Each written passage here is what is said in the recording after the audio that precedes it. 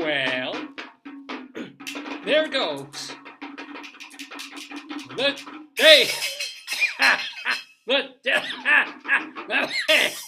the Daverhood. Welcome.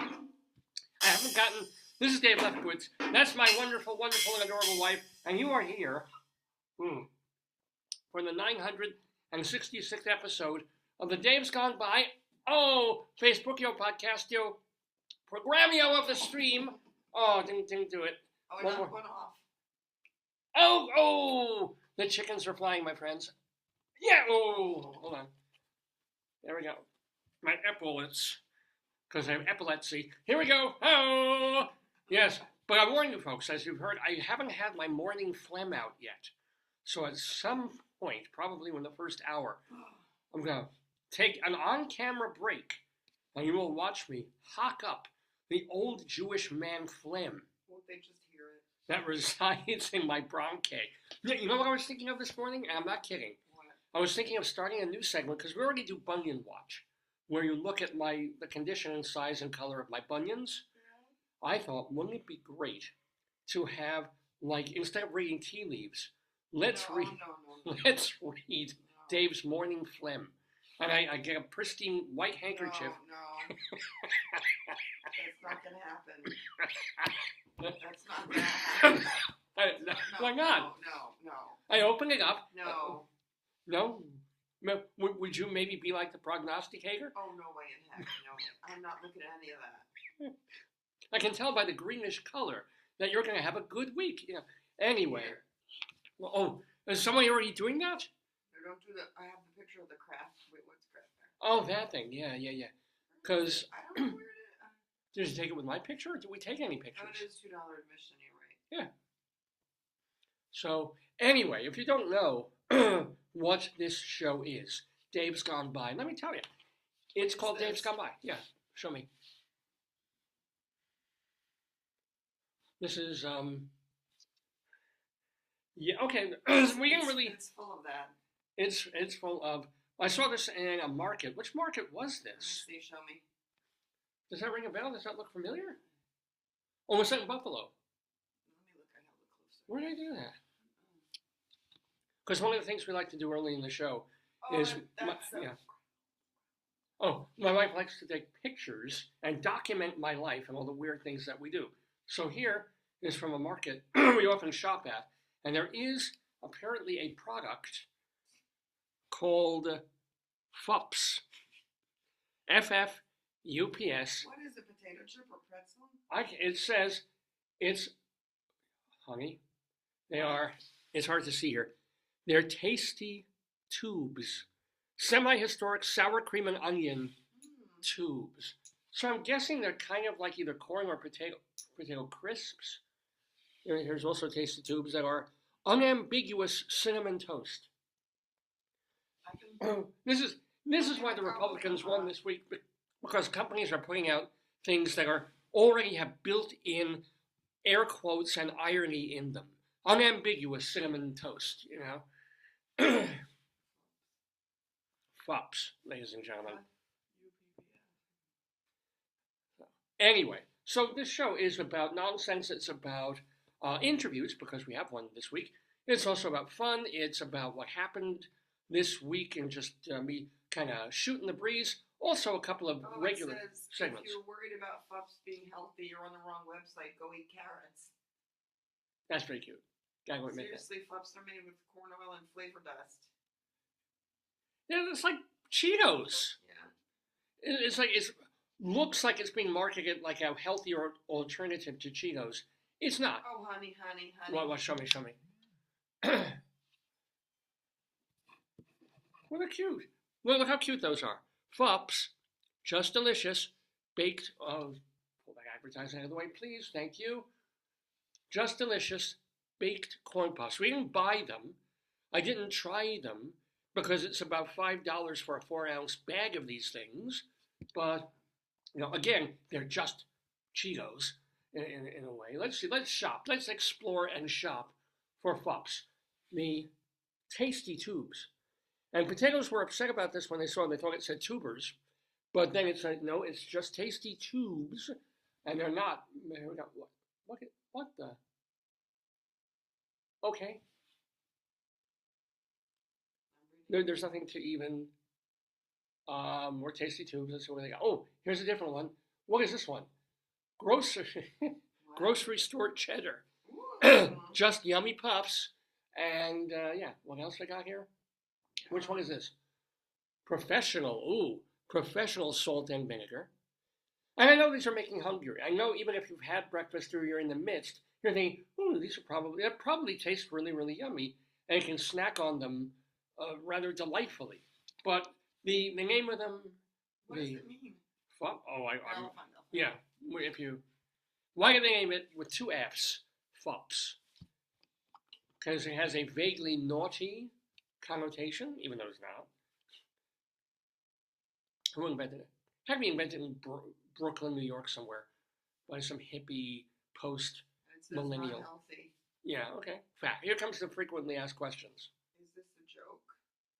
Is this a joke? You're the joke. It says. Nice. It mixes the attitude of gritty. Oh, they're made in California. Oh, okay. That's what it also explains it. Tell us about the team. We're a bunch of people who like snacks that taste good. All right.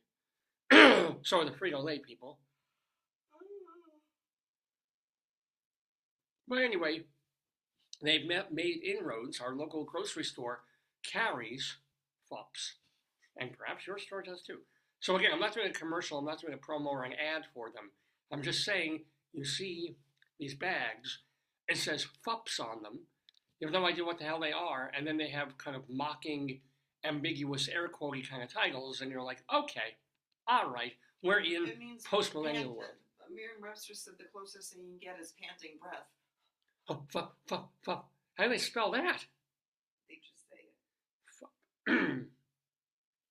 So anyway, crouching tiger, panting breath. You want the word of the day? Yeah, let's do it, because we also do Dave's Big Dick Dictionary, which is where Merriam-Webster every day chooses a word of the day to celebrate and define. And this word would be, love this word. Ooh, good one. This, all right. And how is this pronounced? That's what I would love. I've always wondered how to pronounce the word of the day. You look it up in the other one, or you have enough there? I should have enough here. I can actually play it. Okay, play it. Inchoate. With a K. Say it. Okay, spelled. Here's the word. Inchoate,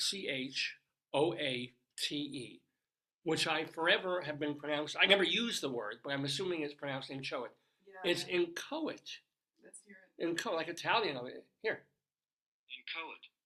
Inchoate.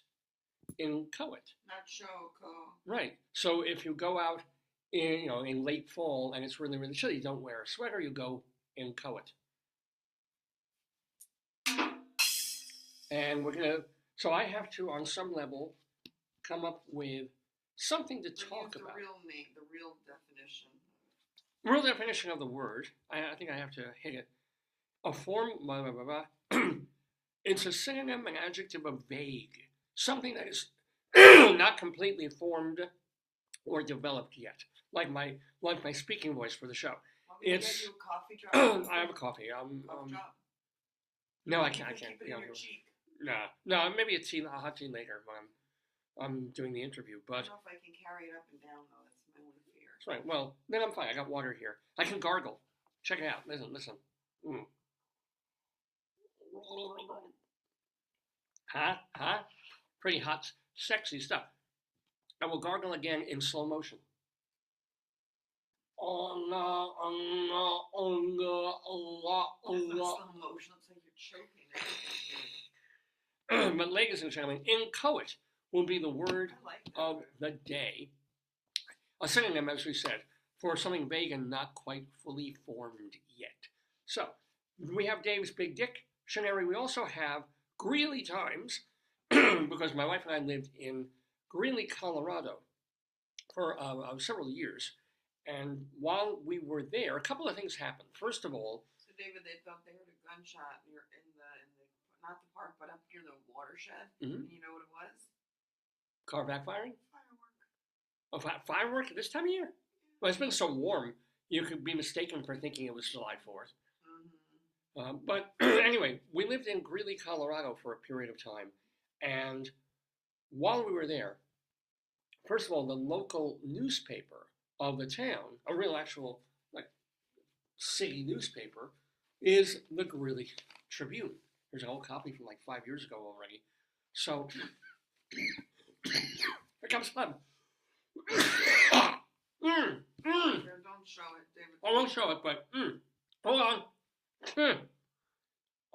Let's see. Light colored, small in nature. Let's see. It's almost like a dewdrop, and it is I'll say it is also shaped something like a teardrop. So for all the people who have been sad and mourning this week over I've not gone there. I'm so conflicted and hateful of both political parties that to me it's 6 of one, half a dozen of the other. But this is a round, small teardrop of lighter phlegm than I had yesterday. Yesterday was a big green gob.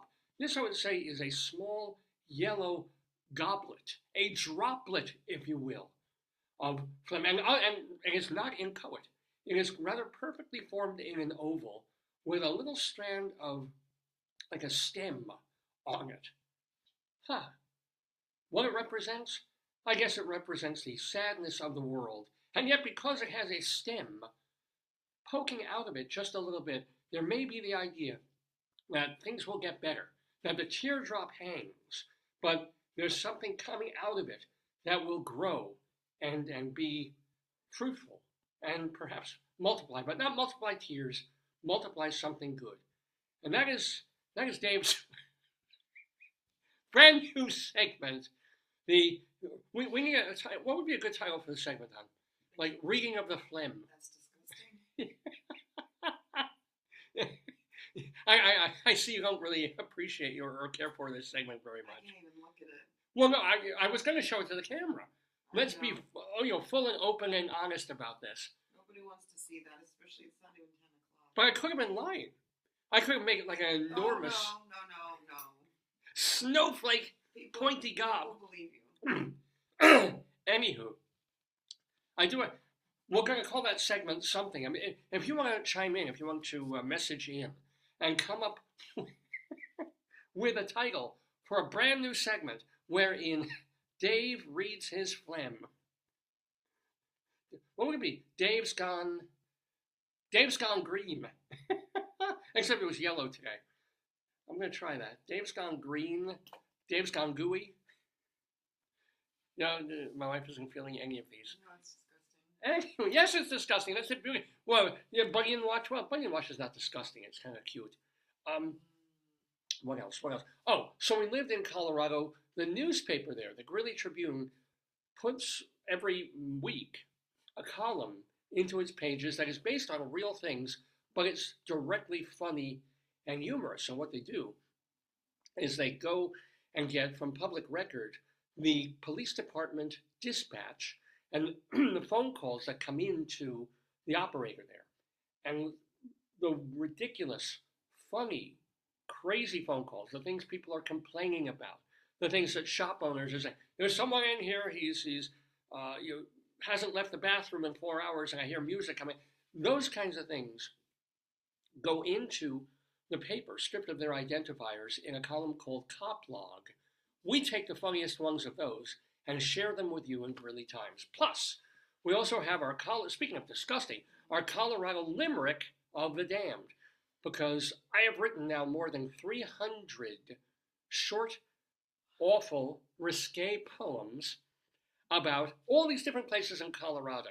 So I'm still doing them, ladies and gentlemen. A lot of them are ghost towns now, because I hit all the big ones that I could possibly rhyme.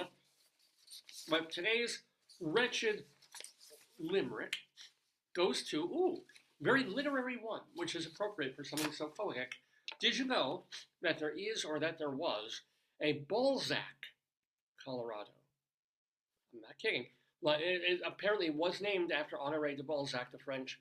Really? Right. I mean, I think they probably say Balzac, but in Colorado it's Balzac. So Balzac, Colorado. I'm going to tell you a little bit about it. There's not much to tell. And then I will do a short limericky poem dedicated to Balzac, Colorado. Nicole Scherzinger. Why do I know that name? Let's all wish a fond farewell to the Broadway career of Broadway. Nicole, what happened to her? Yeah. What happened? Or are they being ironic? Is she the one who came out as like pro-Trump, anti-this, No, anti-vax, no. and they're saying that she'll never get hired on she's Broadway not again? dead. Yeah, she's not Yeah. dead. No, they're being I'm ironic. trying to look for your show. Like Make news? sure that you're live. I should be live. It says I'm live on Facebook. Everybody say hi. If you see me on Facebook, give me an emoji, an emoticon, a thumbs up, a thumbs down. Or take a quick snapshot of your own phlegm. This could be a new avenue for me. I don't know if I'll be teaching in the spring, and I'm looking for other work. I don't know if I'll find it. What about if for, I don't know, let's say $20 a pop or a gob, I don't think people are going to pay you, David. I hate to tell you. I can read your phlegm. You can put it on a hanky or a piece of paper, cough it right into the lens. Are you sure that you're live? It says I'm live on Facebook. What can I tell? I don't know. You're not seeing it. It says that I am. I'm certainly recording the show if I'm not. And I was before because when I load up the show, it brings up the Facebook page and shows me. And then I click the X so it isn't going while I'm talking. Maybe I'll go out and go in. But it's okay. And if I'm not, or I guess I can open up a Facebook page and see if I'm on it. Hello, Facebook. Maybe Facebook saw that I was reading my own phlegm on camera and figured I shouldn't be doing that. Now, I should be live looking at me. According to this, I've been on for about 17 minutes, Okay. and there I am, so yay. I'll get out of Facebook and go back in. So those two Greeley items, plus our Dave's Big Dictionary and our interview of the day. This is kind of cool. This is kind of interesting. And I think I always got this wrong. Oh, now No. it says you're live. Oh, great, Isn't cool. that weird? I don't know why it didn't show, but I'm glad I'm live. Hello. I thought I was dead this week. Turns out I'm live. I've even coughed up phlegm to prove it. So, you all know, I'm sure, if you know this show, if you know me, that for a few years I worked for Playbill.com. Playbill, the theater website. I was their managing editor. You lost your viewers, but 2 people were watching until you talked about phlegm. Really excellent. But I even I should have shown it on camera. No. They would have brought their friends. No. So, Who's your guest? Tell them. So I worked, you probably know, for Playbill and Playbill.com for, about 6 years or so. Well, I don't mention that much, although I have, and people get confused, is that I also worked for Playboy magazine a few years before I worked for Playbill. And everybody, of course, said, "Oh, were you Miss November?" No, I was Miss July. Did you just work for organizations that had play as the first 4 letters? I would have if Playgirl were hiring. I don't think I could have worked there, but Playmobil would have been. Play-Doh, the company. Playmobil. Playmobil, that's right. Photo Play magazine, although that was long gone by the How time. do you play in the words first? Yeah, no, it's got to be Play something. Playtime. Yeah. If I'd been working in the funeral industry, Play Casket. That would have been. That's why you're talking. I hear you talking. Oh, good. All right. No, but you should be talking. On the phone, just mute me down there. Oh, wait, no, how do I do that? So, I did work for Playbill for about a year and a half, 2 years. And okay, fine. And it was a weird place. It was an okay job. I didn't like what I was doing. The people, most of them were okay. Blah, blah, blah, blah, blah. So, I always thought that I met this person there when he was working in the advertising and marketing department where I was at Playbill. And then I've seen him on my Facebook feed. We're Facebook friends, but haven't really been connected. And then I read his bio, because I'm thinking, I should have him on the show. I've known this guy. He's a very recognizable veteran actor at this point. He's been in a bunch of movies. He's been in a bunch of TV shows, including a couple of featured leads in major shows. He goes to conventions now and signs his picture for people. So Oh. I'm like, I worked with this guy. I worked with this guy at Playbill. I don't think I Playboy, did. Playboy. I'm sorry, right, there you go. I worked with this guy, Playboy. Right. Playboy, which one?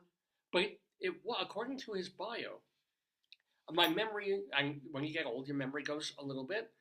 He wasn't at Playboy.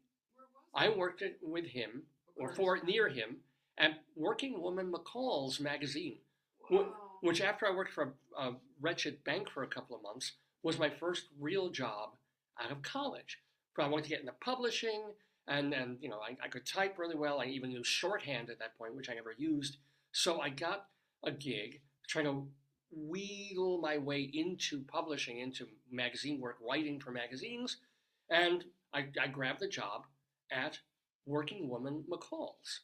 And McCall's is long gone. I think Working Woman is also long gone, but folded into something else. But, you know, they were women's service books, is what we called them back then. And I didn't get into editorial, which sucked, because basically all women worked for editorial, and why not? And that wasn't where the job was. And of course, I made a little more than the people working in editorial, because I was near the advertising and marketing thing. And when you're closer to the money, you make more money.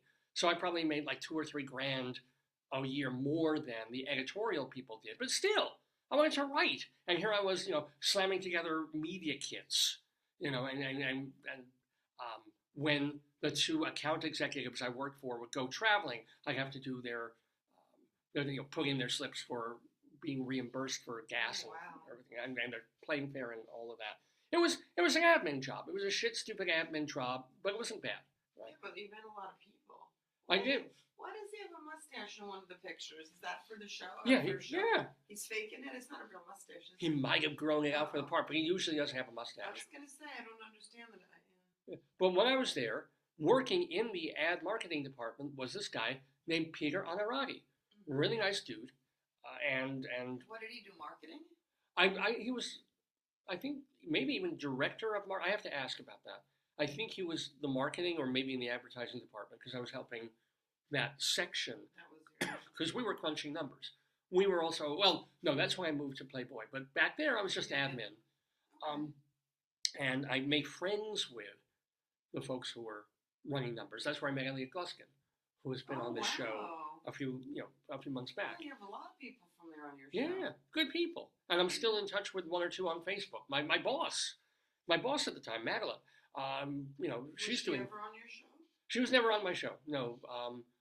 I mean, she stayed in magazines, she stayed in advertising. Peter Onorati is a well-known actor now. I gotta text my Madeline and see if she's in the U.S. So anyway, Peter, I guess he was already auditioning by the time I was at Working Woman McCall's, maybe going on calls, maybe doing stuff like that. And he just jumped out at some point and said, I want to pursue this full time. This is going to be my job, my career. I don't want to be, you know, he had a good paying job in advertising for a magazine. He could have written that out for 20, 30 years, gotten a pension, gotten whatever, made decent money. But he said, no, I want to act. And moved out to the coast and did. And if you go on IMDb, you'll see he has dozens of credits, including a couple of TV series that ran for a while, such as, excuse me, Civil Wars. Spell it for me. Onorati, O-N-O. Okay. My phone. Yeah, why don't you give his credits? O-N-O. R-A. Comes up. It says here. He is known for his roles on Charles Howell on Civil Wars. Mr. Scotto on Murder 1 is supposed to be really good. I think that's the one with no, I don't know. No, it's not the one I'm thinking of. Stanley Pearson on This Is Us, Jack Mumford on SWAT, and Goodfellas and Fallen Off. Yeah. That's also one of the reasons I wanted him on the show. He has a small but featured role in one of the greatest films ever made, Martin Scorsese's Goodfellas. But it says here, just his early life, it says he was born and raised in Bonton, New Jersey, and attended that high school. That's not a lot of background. Well, I didn't do a lot of acting in his childhood years. It said he has 3 kids, and he's married to Jeanette Collins. Mazel tov. But it doesn't say much else.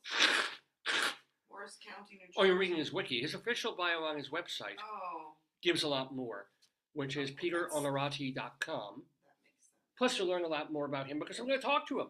I'm going to talk to Peter for the first time in, about 35 years, because I was working there in the late 1980s. Yeah, quite literally. It would have been after I got out with my master's degree, worked for a bank for a bit, and it would have been by 88, 89. I was working at Working Woman McCall's. Long time goes by. I've gotten bald, old, weird-looking, phlegmy. He got buff.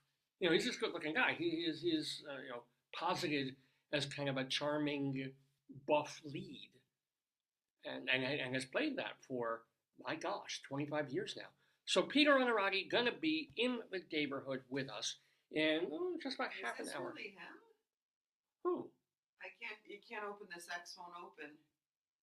Which the one on the? Yeah. Oh, you mean does he have a scar on his chest? You're saying? No, he's super built. He's built. He wasn't per se when he was in his 20s. Wow. But then he buffed up, and it worked. It got him all these roles. Good for him. Yes. Joyce is now hungrily eyeing photos of Peter Onorati. I'm trying to figure out if it's real. His body is real. The mustache. No. It's not a costume. Okay. Yeah. That's what I'm trying to figure out. It says at the gym. Let's see. Yeah. I'm sure he's still a gym rat. Or certainly had to be from his 30s, 40s, and 50s. But he's going to be a guest in the Daverhood. So perhaps we will engage him to take his shirt off. I won't. Was he on Cop Rock? Yes, he was. I think he was Oh my God. Cop Rock. Check it out. He was also, we're not talking about long-term feature. Very desperate roles. Yeah, he was on Walker, Texas Ranger for I remember episode. seeing him. Yeah. Monk. Oh, that's what I saw him. Yes. ER. He was on an episode of Big Bang Theory. Quantum Leap. What made him go into acting? Well, we're going to ask him. What makes anyone want to go into acting? I don't know. That's why I'm asking. Because otherwise, you spend your life, trying to convince salespeople to put a 1/4-inch color ad in the first half of a woman's service fucking magazine. That's what makes people go into acting.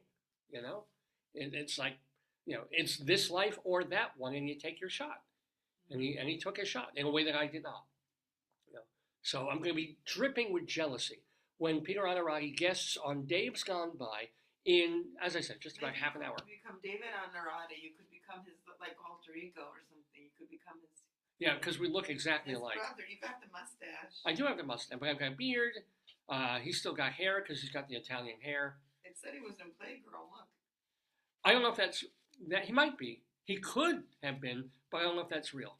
Oh. We can ask about that. That might be one of those fake cover things, but maybe not. Maybe not. He's been in a ton of stuff. Yeah, he has. Which is, why we want to get him in the Daverhood today to talk about his life, talk about his career, talk about any memories he has of McCall's Working Woman. If he even remembers me. I'm sure he does. I don't know. Well, no, he remembered working there, but whether our paths didn't intersect, as I recall, very much. He wasn't like my direct supervisor or anything like that. And I was working for 2 ag execs there. You never had that one awkward holiday party where you put the chandelier on your head and danced on the floor on that table? I did that, but it was for Yom HaAtzmaut. Oh, okay. I purposely waited for a Jewish holiday to do that. Oh, yes. The McCall's Working Woman is the place, and I really, really did do this on Halloween. I bought a bag of candy, as we do for the. Oh, and you put stuff in it. Yeah, I opened the bag beforehand, That. and I put push pins and razor blades and a knife through each of these little cans, but they were so obviously placed there. Yeah. My hand. This is a happy Halloween, and there'd be a giant pencil. A thing sticking through it. I'm not sure. I got this from the local Walgreens. They say it may have been tampered with. I can't really tell. Well, the funniest thing I saw was somebody said, they're not going to put drugs in your children's candy. It's too expensive. I was like, that's the reason. See, there has been a positive side effect of the Biden administration. Drugs are too expensive. No, kidding. What? Tea recall. Here we go. Speak. Did you talk about Oh, no, I haven't heard it. What tea? The Delta flight with the bad odor that had to stop the flight? Well, yeah, you mentioned, I mean, there's nothing really, because they don't mention that it is a stinky, farty... My chai. Oh, see, I don't drink chai. It's called my chai. Oh, this is about the tea recall, not the bad odor. Maybe it's recalled because the tea had a bad odor. But, yeah, no, the Delta flight had to be sort of stopped and corralled and stuff. But they don't say whether it was like a human biological stinky odor or if it was like, oh my God, I smell sort of benzene, paint, like something's on fire kind of odor. Yeah. So that isn't clear, so it doesn't make it funny enough to really dig into. But we will on Greeley Times, by the way, and we will on any other segments. I don't think we're going to have time for story time because we have Dave's Big Dictionary, we've got Peter Onorati coming, we've got Greeley Times to do, Colorado Limerick of the Dam, Friends of the Daverhood. So yeah, we got a bit going on. And if there's time, I'll also discuss the election results this week. I know you probably don't want to be in the room while I do, but or do you want to? Do you want to engage on it? No. So you want to do Greeley Times? Chai is made in Oregon. All chai or that No, particular not brand? all chai. All chai. All chai. Chai come from Oregon. Chai is the South Asian, not the Chinese. Yeah, I don't like chai either. And so one thing in terms of delicacies my wife and I agree on, because she likes olives and olive oil and feta and brie and like veiny cheeses, and I can't abide any of that. And she loves tea. I like coffee, but I don't mind tea. But in terms of the taste of chai and spice teas, I think both of us, this is one of the reasons we've been married for so long. We can both agree that chai tea has a weird taste and it sucks. Yeah. If you're married to someone or with someone cohabitating for a great length of time, you need those little things to cling to. You need to say, do you still hate chai tea, hun? Oh yeah, no, I can't. Nothing. I'm like, yeah, you're right. And then you hold hands and kiss and you wander slowly to your graves. But yeah, that's chai. Ugh. Who thought of it? Who thinks of this kind of thing? It's good, but it's not. It's not good. It's not good. Apparently not from Oregon. And we do have disagreements in terms of I like tea with milk and sugar, the English-ish sort of way. Yeah. My wife is like, black tea, honey. You got into the honey thing, but no sugar, but no other adulteration whatsoever. Not even lemon. We have a baby penguin. What about baby penguin? There's a baby penguin who's got fur. It says, see Pesto, the viral baby penguin, grow up as he sheds his brown feathers and new pigs. Let's see. Because you know what's happened already. You knew this was going to happen. There's now a rival for Mudeng. Oh, I saw that. There's a new, smaller, even babier baby hippo besides Mudeng. That's going to knock He's him not out. as cute. I'm sorry. No. He's just kind of No. darkerish. He's just not as cute as Mudeng. I don't think this But baby, Mudeng ain't gonna be cute baby then. penguin is gargantuan. What? That brown one is the baby. Isn't that Danny DeVito as the penguin? No. Let me see. Oh, he's a giant penguin, that's why. Well, yeah, that would.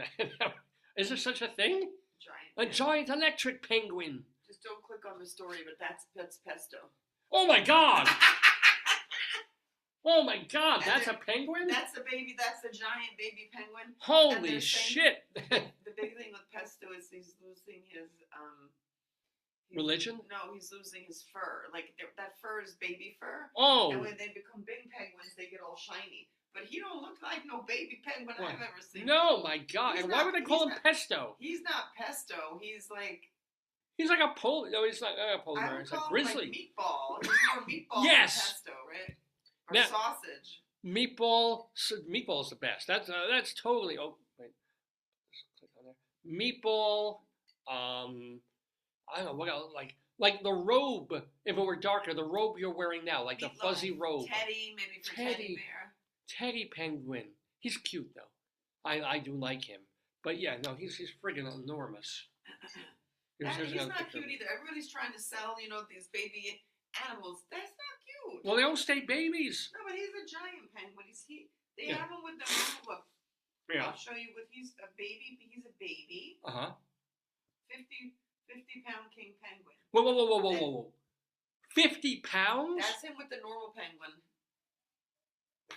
This is a great shot. Is that a real shot, or did they superimpose him? That's normal penguin. Yeah. No, I'm wondering if they superimposed it to him. Would they actually No. get along like that? But yeah. I'm sure they would. I mean, penguins are, Wow. Yeah. Maybe this new one is like the bear penguin in the other. They met in the gay bar. Yeah. Somebody, when looking for it, said, fat baby penguin Pesto. Well, They're saying Mojang has competition. Yes. I don't know. Because someone did needlepoint. That's cute. I'm just a baby, and those are normal penguins. Oh, That's that is not adorable. A baby. He's a big boy. What is his name? Oh, Pesto. Yes. Pesto. I mean, I don't know why. I'll ask Coy. Is it? Why is Pesto, the giant baby penguin, called Pesto?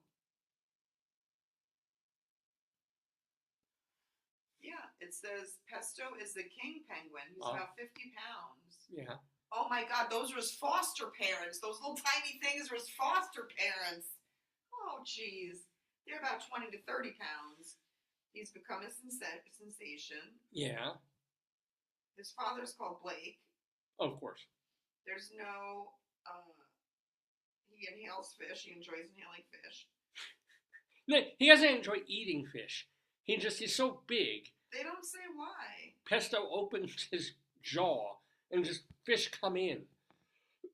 Ooh, I wonder if I'm working on more phlegm. They asked, is it real?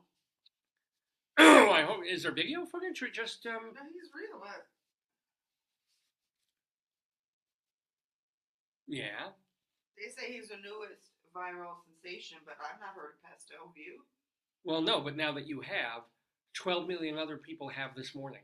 So. And the Smithsonian's talking about it. I don't know why he's called. Look at. He's just, how much bigger is he going to get? They said he's going to lose some weight. He's a king penguin. Yeah, okay. If he's 50 now pounds. He's 51.8, they said. That's an update. Yeah. He has a fan base. Oh, well, yeah. Is he? They had a gender reveal party for him. That's nice. I guess it's a him. I guess I could go under a lot of fur there. Very exciting day at Sea Life Melbourne. I know millions of people around the globe have been eagerly anticipating the gender of our king penguin chick Pesto. I am super excited to announce today that he is a boy. Are they clapping? Yes, of course they are. Oh my God. Just by looking at a king penguin, we can't actually determine the gender. So we need to send away a tiny sample of blood to a laboratory to determine the gender of our penguin. That was done a couple of weeks ago, and it's finally come back to us to say he's a boy. Mademoiselle McGlick. Isn't that lovely? He's gigantic. He is, and he's a baby. That's what I'm saying. If he's 51 pounds now. They say his unusual size due to his hearty appetite eats 25 fish a day. Wow. Look at the size of him with his caretaker. Well, think about it. That caretaker probably weighs 110 pounds. He is 51. poundage He's almost 51, half. yeah. Think of that. Anyway, congratulations to the zoo, obviously the Australian zoo, that has Pesto the penguin. His pseudo-parents are Tango and Hudson. Wait, who's Blake then? That's his dad. His real dad. Yeah, but I don't know what happened to him. Family dynamics. Yeah. See, then when he loses that. One of the penguins I know got on top of the television set and exploded. Somebody that put happens. our chunky king work in it.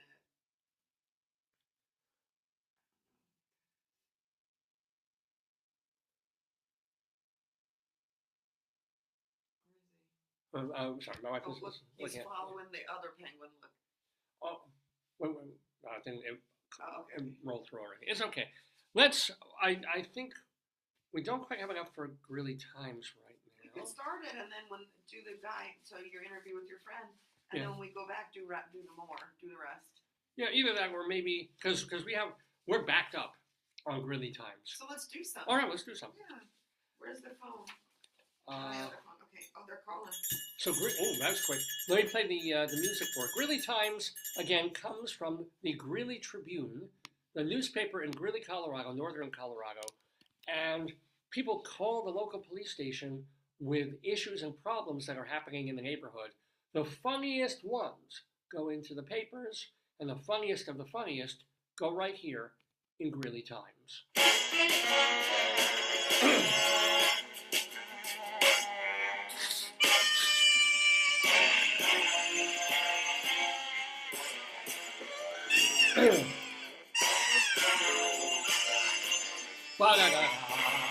Okay, Greeley Times it is, so let's do a few of these, because we didn't get to do it last week and the week before we weren't on the air. So, there were times way back when we didn't have enough of them, because the column had stopped and whatever. Now it's like, we're bombarded and we love it. So there's a phone call coming in.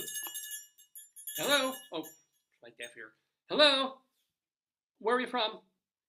Okay, a caller on 18th Street said that a woman took her clothes and was giving them back to her in pieces, which is one way of doing it.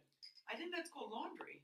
Is that someone doing your laundry? Yeah, well, it's right. If they've shredded them into pieces, that's a little different. But yeah, but haven't you always wanted to do that when someone was giving you a hard time about you just want, and people have done this, where you bring over a wheelbarrow of pennies and you pay them back in in their driveway. People who are bad are not worth my. I guess. Rain, someone's heard a large booming sound. Not sure what it was. 1.6 miles away. I mean, I did break wind this morning, and it's been a while. Should I write in and say David again? And me again, yeah. Yeah, you could do that. Wow, it's gotten quiet. Oh, every time I think I'm going to have a moment of peace, the police phone starts ringing. The chicken phones are all on the floor. Yeah, I got the tooth phone. Oh, yes. Since you went to show them your teeth look great. Woo, yeah, just had them clean yesterday. Your teeth look beautiful. Hey, which are my teeth, and which are the fake toy teeth? Wait, don't look. Oh, okay. Let me see. Are you on the left? Are you on the right? It's hard to tell because this flips everything. So I'm on one side. Are you? I can't tell. Why do you have two sets of teeth, David? Oh, all the better to chew you with. Oh God, I remember the little red riding hood scared me as a child. Do you really? Yeah. Wow. Okay. I remember that the person who read it to me said all the better to eat you with, my dear. This being a thing. I was like, ah! What did we traumatize? Fairy tales were grim, right? Well, they were by grim. Yes, they were. They were awful. I mean, some of them, yes. Hansel and Gretel. Yes, were awful. Yeah. Let's scare the bejesus out of the kids, right? The poor kids are listening. I want to go to sleep, and then they then the wolf ate grandma. What? Well, that's right. We had this conversation in class, like a week ago about bullies. What? About what? Because we were reading something that had to do with bullies? People being traumatized in. Oh yeah. And I assumed the whole class would sort of be like bullying's terrible and this, but a couple of people were like, no, it toughens a kid up. It lets them know that the world isn't going to always be fair. People aren't always going to be nice. Wow. And you kind of have to. It doesn't mean that they were bullies or bullied themselves. Bullied, yeah. Or maybe they weren't bullied and they just didn't understand how that fucking ruins a childhood. I think it's something like, unless you've been through some things you might not understand. Yeah. Like chickens are afraid of Purdue when they see the Purdue truck. How potatoes scream when they see the Utz truck. They don't like that Ffups thing either because they think it's potatoes being adulterated, and they told me it's like a Pringle. Well, yeah, cooked differently. Because what they do with potatoes to make Pringles, they don't like that. It's like Mengele. It's horrifying. Why don't you get a? I think that color would look lovely with your blue. Get a chicken phone. Oh, here I have one. Oh, great. Okay. Oh, sorry. Yeah. Well, this is another caller on 18th Street, busy street. Wow. Said a neighbor busted a hole in her door. Yeah. And then took her laundry. It's the same lady. Yeah, wouldn't it be? Wouldn't that be the prior call and then? Well, if she returned all the clothes, the woman is probably going to need clothes now. She busts a hole in, takes the clothes. And let me tell you something. When you lose your ticket at Chang's Laundromat, things go wrong. They do. They don't have your pants. I don't have my pants on either. Hello. Wait. Those shorts are cute. Chicken phone again. Do Do you want me to put on the fan for you? No. Oh, you're okay. It's cool. A caller on 11th Avenue reported a bat in his house. Uh-oh. The bat had trapped itself in a fish tank, What? and the caller was concerned it may have been drowning. Okay, not the brightest bat in the bunch. I don't understand this. Why would a bat go for Do food? bats or eat maybe fish? For food? I'm going to look it up. Or maybe it went swimming? Maybe, no, I don't think it went swimming. Because remember, where were we? Was it... Well, we didn't go to Colorado Seattle. where they had a bat in the outbuilding. Do bats eat fish? Remember the outbuilding of the stadium and there was a bat there? Bats that eat fish. What bat eats fish? Well, I think bats will eat anything. 2 of the 5 species eat fish, so maybe he wanted to... Yeah, you saw goldfish. It was like num num num or something. But, no, remember we were at... I mean, it might have been Minneapolis, St. Paul. Fish-eating Mitosis vivesi. All right. No, but we're that. First fish-eating bat was discovered in 2010. Wait a minute. There have been bats in the world since like dinosaur days, I'm assuming. And then nobody saw a bat eat a fish until 2010? I don't know. People just weren't paying attention. People sleep at night. Well, yeah. They're like, No, but we did go to this place that was known for like around sundown. Oh, in California. Bats, was it California? Or Yeah. was it Canada? It was Canada? Canada, maybe. It was by the water, and bats would hibernate and then, or during the day, and then swoop over. We never really saw it, though. I think we're at the wrong time of year, but we kept waiting. You're right. Yeah.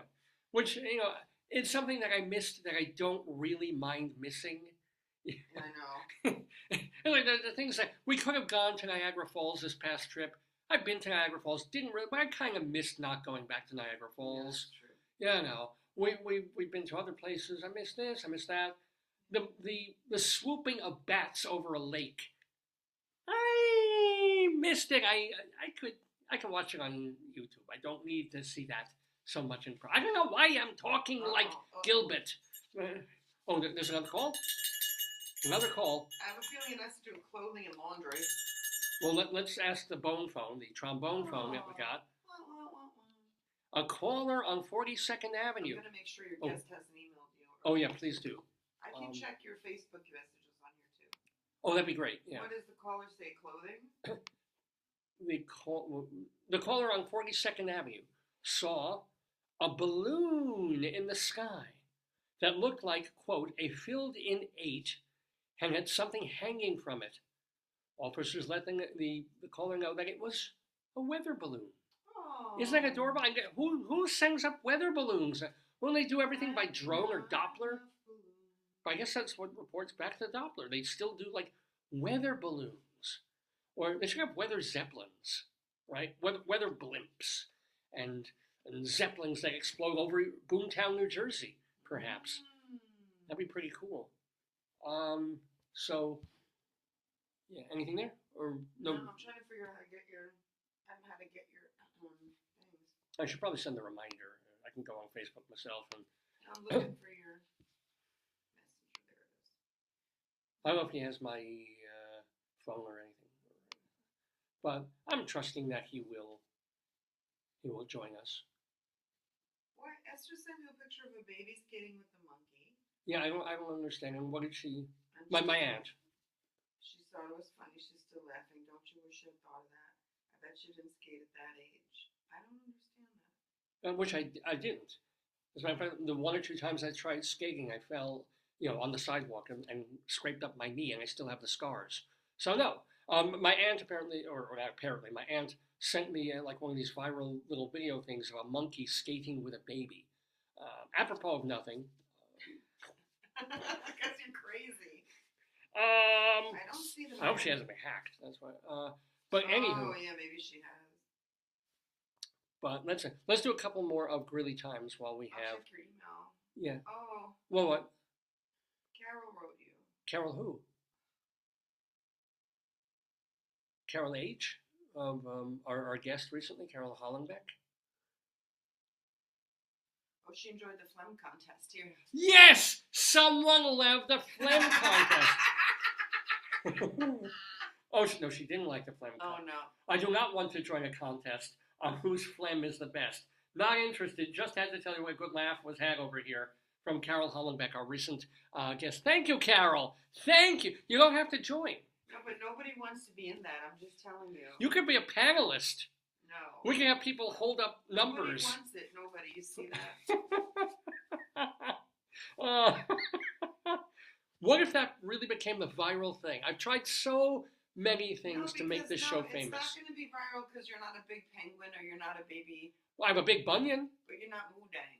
No. If your bunion, if we did like if we painted a face on your bunion, it has That to would be cute. cute. It Yeah. has to be cute and like. You think my bunion's not cute no, as it it has is? to be cute. Like you know how the baby. Moodang, yeah. Moodang is like cute and he like plays around, is playful, a cute little face.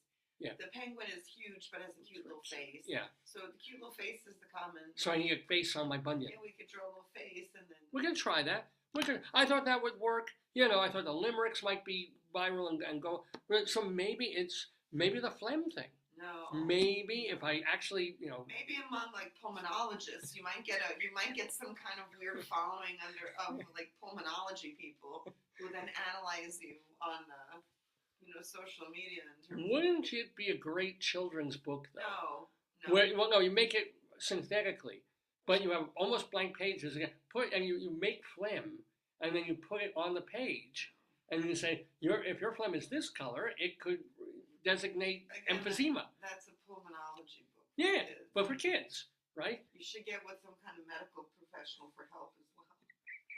It's true. It could be a win-win. If they put in red paint in it, and it's got a red color, go to the page on tuberculosis. Oh, everybody stop watching your show. People are leaving in droves. See, I didn't even show it, although they saw the underside of my handkerchief. They saw the backside of it. Maybe next week, tune in next week and see if I share my actual sputum. That's it. That's it. I am the undisputable king of broadcasting this week. I like it. I think we could work with that. Undisputable. We'll work on it. Anyway, I'm wondering if any more phone calls are going to come into the Daverhood. I'm looking for more phlegm-related comments. Oh, well, while you're doing that, I'm going to answer this call. Yes. Someone who works at a library. And as someone who's worked in libraries for like 30 years. Yes. Where are you? 42nd, that was the 42nd Avenue Balloon Lady. Wow. This is, no, she was 18th with the... A caller at the 8th Avenue Library said she met a guy who had tattoos of guns on his legs. Yeah. She later found out that he had robbed 5 churches in Greeley, but she saw online that he was being charged only for 1. Oh, man. What a cool dude. That is, She's trying to find, what the heck? If you have tattoos of guns on your legs, I would think you could be stealing from a gas station. You're a badass. You should be robbing banks. You should not be, sneaking into a pew. How does she know that? She met him. She met him. God knows. Oh, at the bar. Like Tinder date sort of thing. It's like, yeah. I'm going to take my pants off now. And it's like, you want to see the size of my gun? Oh, no, I mean my tattoo. And yeah, I'm a badass. Women like badasses. Obviously, this woman did, except she called the cops and then discovered that he was wanted for only 1 robbery, and maybe the cops didn't know about the other 4. Who knows? It's a wide, wonderful world, isn't it, ladies and gentlemen? So let's, before we run out of time on this, I want to do an elsewhere. So on Greeley Times, we also like to go somewhere else in the planet besides northern Colorado for a comical piece of news. A bigger one. Here we go, not so far from where we are now. This is going to Washington, D.C. Among the iconic monuments along the National Mall in Washington, D.C. is a new memorial, a new statue. What do you think it is, my dear? Of a chicken, a live chicken? No. Oh, the fuzzy penguin, Pesto. It looks more like a fuzzy penguin or Pesto, but it is not. Oh, potato? My friends, no, you are thinking of all the right things except one. Oh God, no. Yes, my Did you friends. eat this, honey? Thank you very much. Yes, a new memorial that is shaped like a poop or a poop emoji. And for at least 1 week, and this was a week ago, officials can't flush it away. Washington's latest tourist attraction is called the Resolute Desk, and it was dropped last Thursday just a few blocks west of the Capitol building. The sculpture depicts a large, soft-serve turd sitting atop former House Speaker Nancy Pelosi's desk. A plaque near it reads, quote, "This memorial honors the brave men and women who broke into the U.S. Capitol on January 6, 2021 to loot, urinate, and defecate in the hallowed halls in order to overturn an election." Don't poo-poo. Yeah. Wonder if they're Democrat. The piece was created by Julia Jimenez Pizik of Civic Crafted LLC, who has her permit for the rest of the month. What does that mean? It means that, it's not like she put this there It's illegally. not permanent? It's a Oh, sculpture. It's allowed. She was allowed to create this poo-poo sculpture. David, it's 9:58. Yeah, we got our guest. Our guest Okay. just came into the room. So yeah, I assume it's gone now, or maybe it ended on like October 31st, and they moved out and put in another sculpture. But if you were lucky enough to be in Washington, D.C., not far from the Capitol building for the past couple of weeks, you could have seen a large poopy sculpture dedicated to American politics. And let's face it, this was before the election. Can you imagine the sculpture she would have done this week? Anyway, this week, you're watching Dave's Gone By, episode number 966 of this strange, phlegmatic program with me, Dave Lefkowitz, my darling and adorable wife, and all of you watching at home. We're calling this episode on Saturday, November 9th, 2024, Oh Yes, Oh No, because we have in the guest we have in the Daverhood, in the waiting room, an old acquaintance of mine named Peter Onorati. And Peter was in magazine publishing in the very early part of his career. And then he said, no, I don't need this. I don't want this. I want to chase my dream. I want to be a full-time actor. And guess what? He made it. And he did. And he is. And he is in the Daverhood with us. So won't you kindly welcome to the Daverhood a man that you've seen. Let me start his intro here. A man that you have seen on everything from Quantum Leap to Tales from the Crypt to Walker, Texas Ranger to ER to Monk to The Big Bang Theory. Also, he was in Batman vs. Robin, the movie. Can you ask him if he ever met Angela Lansbury? Well, you know what? He's coming into the Daverhood as we speak. While you're here, you can even ask him. Ladies and gentlemen, smiling in the Daverhood. I just need to ask him to unmute. So if you can just put your audio on. He's doing that now. Yeah, good. Good morning, Peter Onorati, and welcome Good morning. to the Daverhood. Thanks. How you doing, man? You look great. I just got up, man. You're in California, right? You moved. Yeah. So, I'm just getting set up here. My computer, one of my computers didn't work, so it's taken me a little while to get here. Sorry about that. No, you're perfectly on time, and I thank you for being perfectly on time. So I see awards behind you. What are those for? Actually, some of them are just pictures of my past. Some of the awards are my old high school letter. I think I have my MBA graduation certificate here. I have, and also have my business cards from when I was in the business world, for 12 years before I became an actor. I had 12 years that you were. So did you start, because I always used to think, and I was wrong about this, I thought I knew you from when I was working at Playboy magazine. But no, you were before then when I was at McCall's Working Woman. Do you remember me at all? Actually, you look familiar. I was at Working Mother from 1980 to about 85 So at, 5 years. at McCall's. And before that, I was at Ford Motor Company in the export division, um, in the thriving metropolis of Newark, New Jersey. Ooh. Oh, New Jersey. No wonder he wanted to be an actor and go to California. Before I forget, Yeah. my wife is in the room, and her invariable question is, did you ever meet or work with Angela Lansbury? No, Ah, no, I never did. I think my wife did. My wife is, a writer producer, but she might have met Angela on something. I'm not sure. well, Yeah. wake her up. Call her over. Ask her the question. She's making persimmon bread from our own persimmons. This is why you become an actor. So you can live out on the coast and have a garden where you can grow your own persimmons. And Yeah, yeah. persimmon bread. Yeah. So it We have was about we have about 22 fruit trees is on the property. nice. Well, you have acreage. Is that the word you I want? actually I have just about an acre right in the middle of Sherman Oaks, which is unheard of.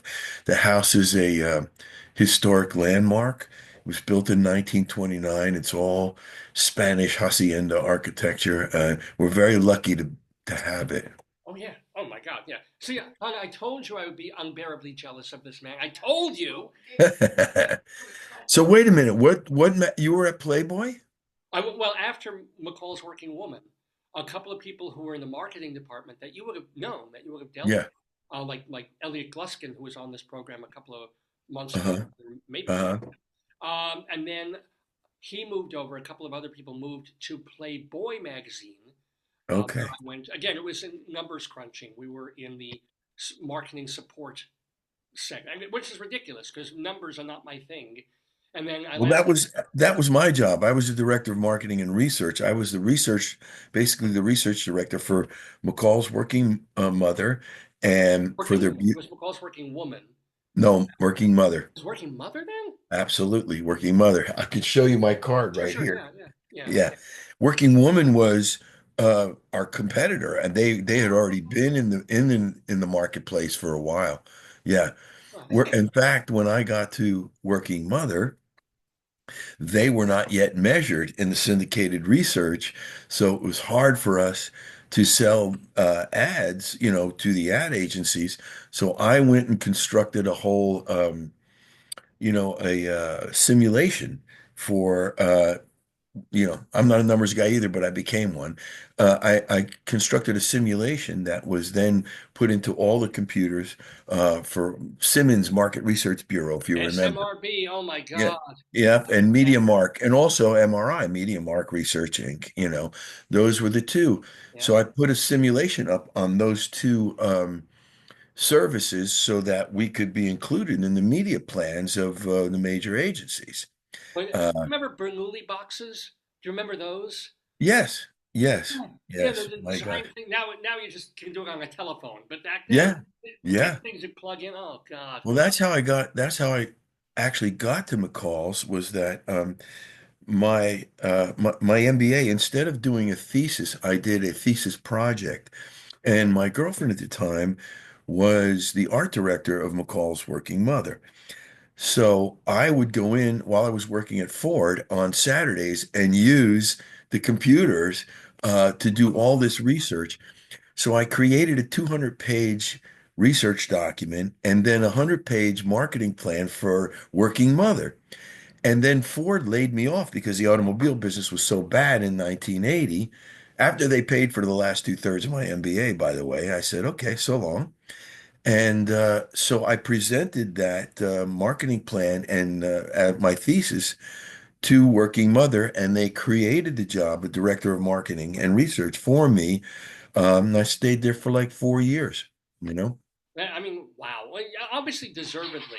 I mean, you're always playing probably goons and Italian, like tough guys and police guys because you got all buff. And then they talk to you and it's like, oh, Jesus, this guy's got a brain. You know, I hope so. really Yeah. present things. So, what made you make the leap after McCall's Working Mother? Yes. Weird. That still doesn't track with me, but you're obviously right. Um, Yeah. but was that when you made the leap? I'm gonna act. I mean, did you try and act when you were at McCall's? Did you go out for Wh- auditions and things? While I was at, it started when I was at Ford. My girlfriend, who was at Working Mother in the city, I was in, as I said, Newark. She I would meet her every once in a while, and we'd have dinner on Restaurant Row, 46th Street, and then we'd go to the Improv. And in those days, Jerry Seinfeld was headlining, Mark Weiner, Joe Piscopo, all those guys. And we would ride back on the bus to New Jersey, and I'd say, I think I could do that. And she finally got so sick and tired of hearing me say it, she bought me a one-night class in comedy in the Network for Learning. You remember that? It was throughout the city. They had everything, classes all throughout the city. Uh, Yes, yes, yeah.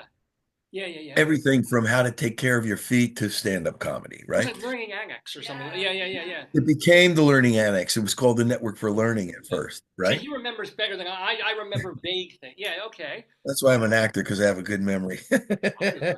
Um, And you took so, this one night. so I did a one-night class, and I Yeah. met this group of people who were forming an improvisation comedy group. And uh, after Ford let me go, and I presented to McCall's, I ended up working in the city, and they said, "Why don't you come and just play with us?" So I did, and then my old girlfriend dumped me, and in the new group was my new girlfriend, now wife, Jeanette Collins, who was a successful uh, improvisational actor, but she had four jobs when I met her. She got up in the morning, 4 o'clock, and went to Patisserie Lanciani down in West 4th Street. Then she went to Key Punch in the Garment District. Then she went to Key Punch at Citibank. And then at night, she worked at a famous country western bar called Cody's, which was the only one in the city that had an automatic bull, from the Urban Cowboy days. So, When did she sleep? yes, I'm actually, exactly. yeah. And not to mention, when did she improv? Because Yeah, well, every Friday or Saturday night, one of the, if you pardon the expression, shitholes in New York City, one of the small places, one was 78th Street Theater Lab, one was over the No Smoking Playhouse. I think it was on 44th between 8th and Ninth. it was And actually literally 8.5. It was so small. yeah, Two yeah, people in the yeah. audience. One chair. So Yeah. so while I was working at McCall's, at Working Mother, I had some of my research published in Advertising Age. Right. I had done some because I had just become this expert on the women's market, especially mothers. And Procter and Gamble started calling me, and all these other packaged goods firms. And where'd you get this research? I said, well, you subscribe to the same research that I do. You have MRI, you have SMRB. It's just the way I looked at it. I said, I'll tell you what.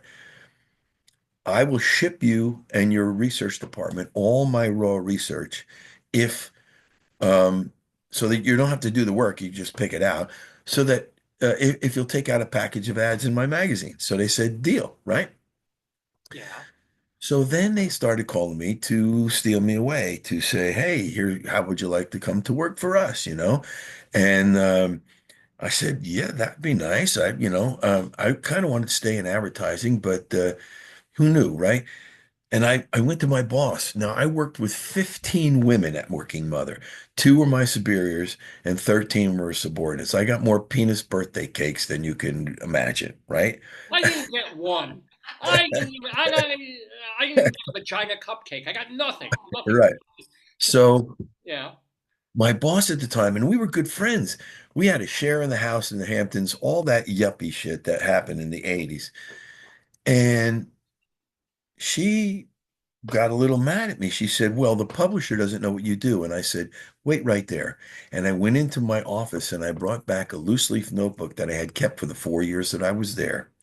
And I said, now, before I open this notebook, I want you to remember that I came to you from Ford Motor Company and my territory was $30 million a year. If you learn anything at Ford, you learn how to cover your ass. So I opened the book and there was every dated pages of dates that I had pitched ideas to her, and if it had affected a change in the ad placement or created a new department in the magazine, I took a tear sheet out and I put it right next to it. So I said, "Who does the publisher think did this?" Then she got really mad, and she Oh, started to take away all my creative writing and just let me crunch numbers. So wait. Jeanette, I'm not gonna, you don't have to say the last name, but was this woman Barbara? No, H? no. Yes or no? Oh, is that this different person? Okay. So, so I was kind of miserable, and Jeanette, my wife, said, "I think you could be an actor." So I walked into her office and I said, "Look, you can't fire me because my work is too good, and I never collected unemployment. So you make it so I can collect unemployment, and I'll leave." She said, "Deal." I left him with 200-page research document that all I had to do was update it. And then next Monday, I got into a crash course in commercials from a guy named Bob Collier, if you remember. He Yes. was around. He was like a second banana. Like, yeah. And within a week, I was on hold for a national commercial. And within a year and a half, I was making more doing commercials than I was as a Park Avenue ad executive, because our building, Park Ave, was the Selmsley building Yeah. that Park Avenue goes right through. So I thought, well, maybe I'll do this for a while, and that's how I ended up in it. And all I had was this improv training, not much training. So I took a class, but I started working so much that I only studied for probably maybe at a year when I got my first job on television, which was Kate and Alley, the last season of Kate and Alley. Oh yeah. Okay, with Jane Curtin and Susan St. James. That Yes, was a and very popular Susan show. St. James, who became a real mentor to me. Oh, Susan was great. And we filmed at the Ed Sullivan Theater, man. It was like, oh man, I'm like, and that was great. And so that's how I got into it. And when I got Kate and Allie, Jeanette and I had gotten married that same year, 88. And we moved, she got pregnant. My son Sebastiano, Sonny, was born 9 months and 1 day after our wedding. oh, all right. Wow. Well, her Mennonite relatives were just wiping their brow. They were happy about that. And yeah, and we planned it out here. And the funny thing was, I I I was flying back to finish Kate and Allie, and Jeanette was pregnant with Sonny out here, and he was due to be born on a Monday. We finished filming Kate and Allie on Thursday night. Friday, I had a 2:30 flight out of JFK to fly to California to be with my wife for my son's birth. 2:30 in the morning or 2:30 in the 2:30 afternoon. afternoon? Yeah. And I got a 12:30 call back for Martin Scorsese for Goodfellas in Rockefeller Center. Oh man. So So I called Jeanette and I said, I hope the baby's late because I'm gonna be. Uh, did she and understand, or did she threaten divorce at that Oh point? no, she understood. She understood completely. She was an actress when she started out, and so I did the call back, and I got the Well, job. stop, Peter. I gotta stop you there. Yeah. What was the call? What was the audition like for Oh, Ffups?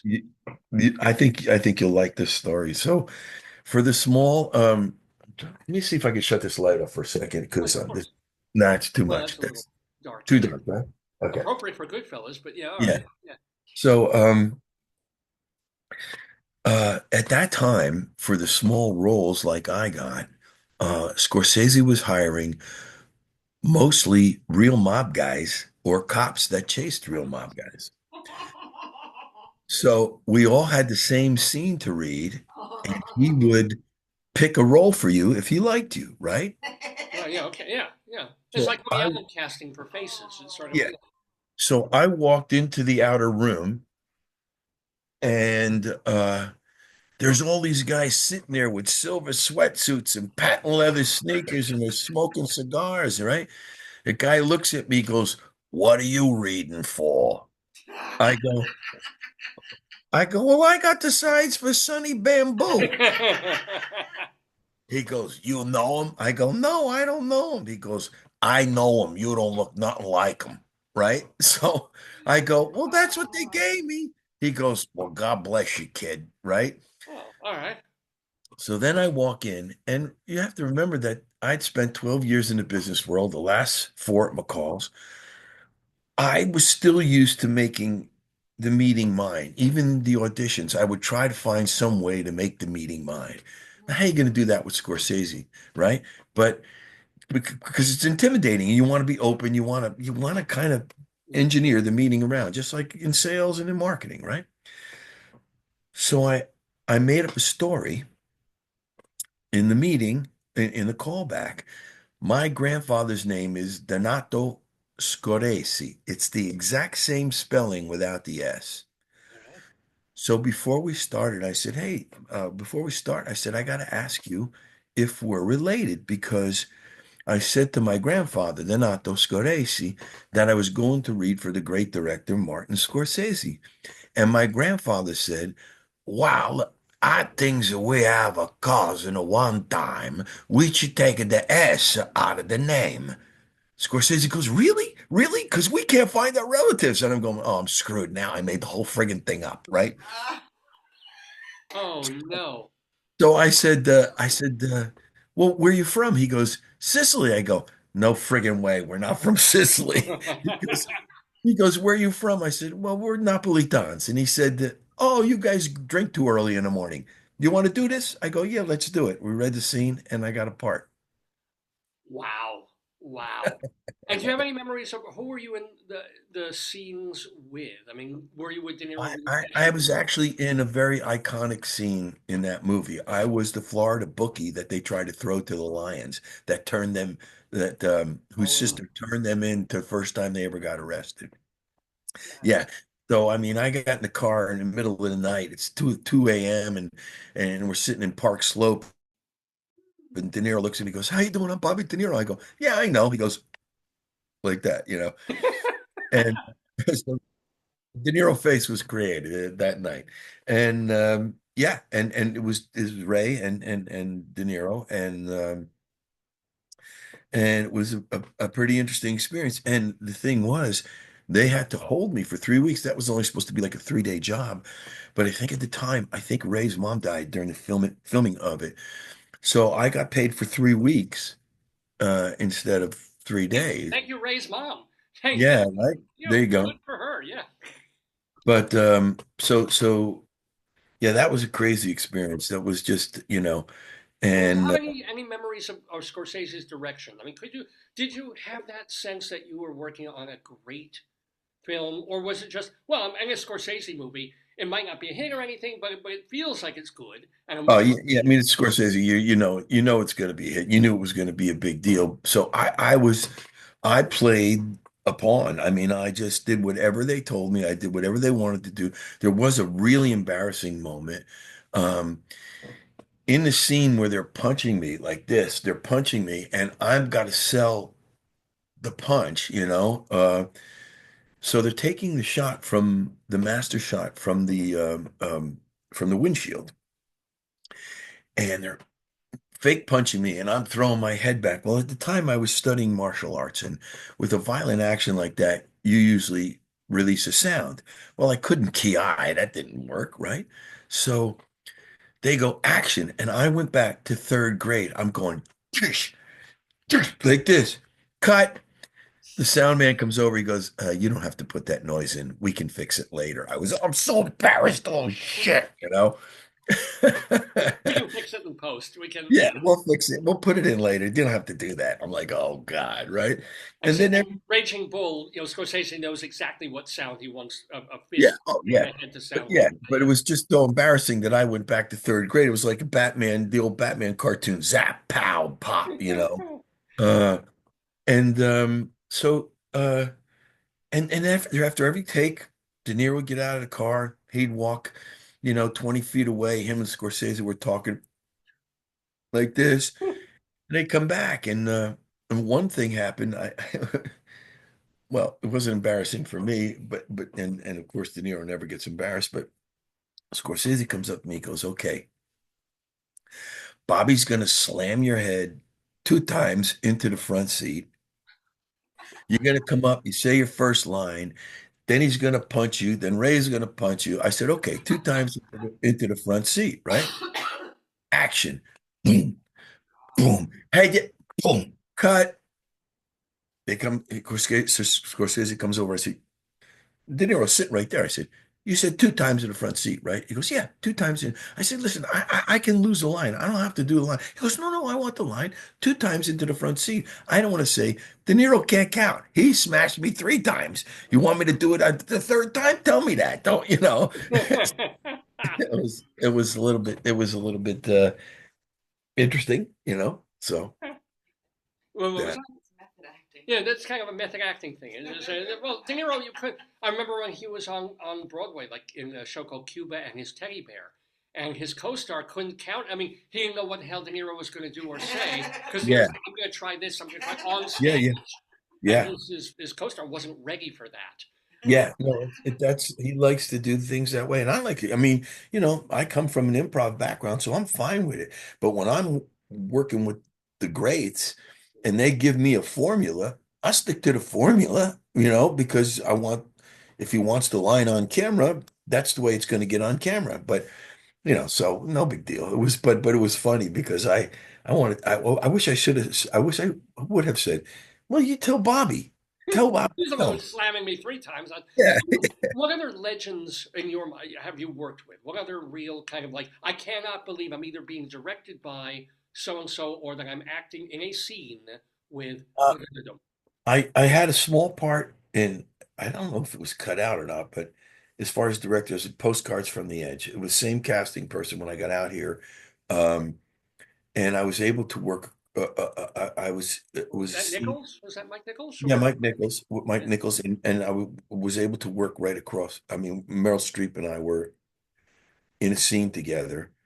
I wasn't speaking to her, but I was speaking to somebody else, and she's right there. And I remember, and Gene Hackman was there, and it was the movie within a movie. And I remember Mike Nichols coming. We were shooting in San Pedro,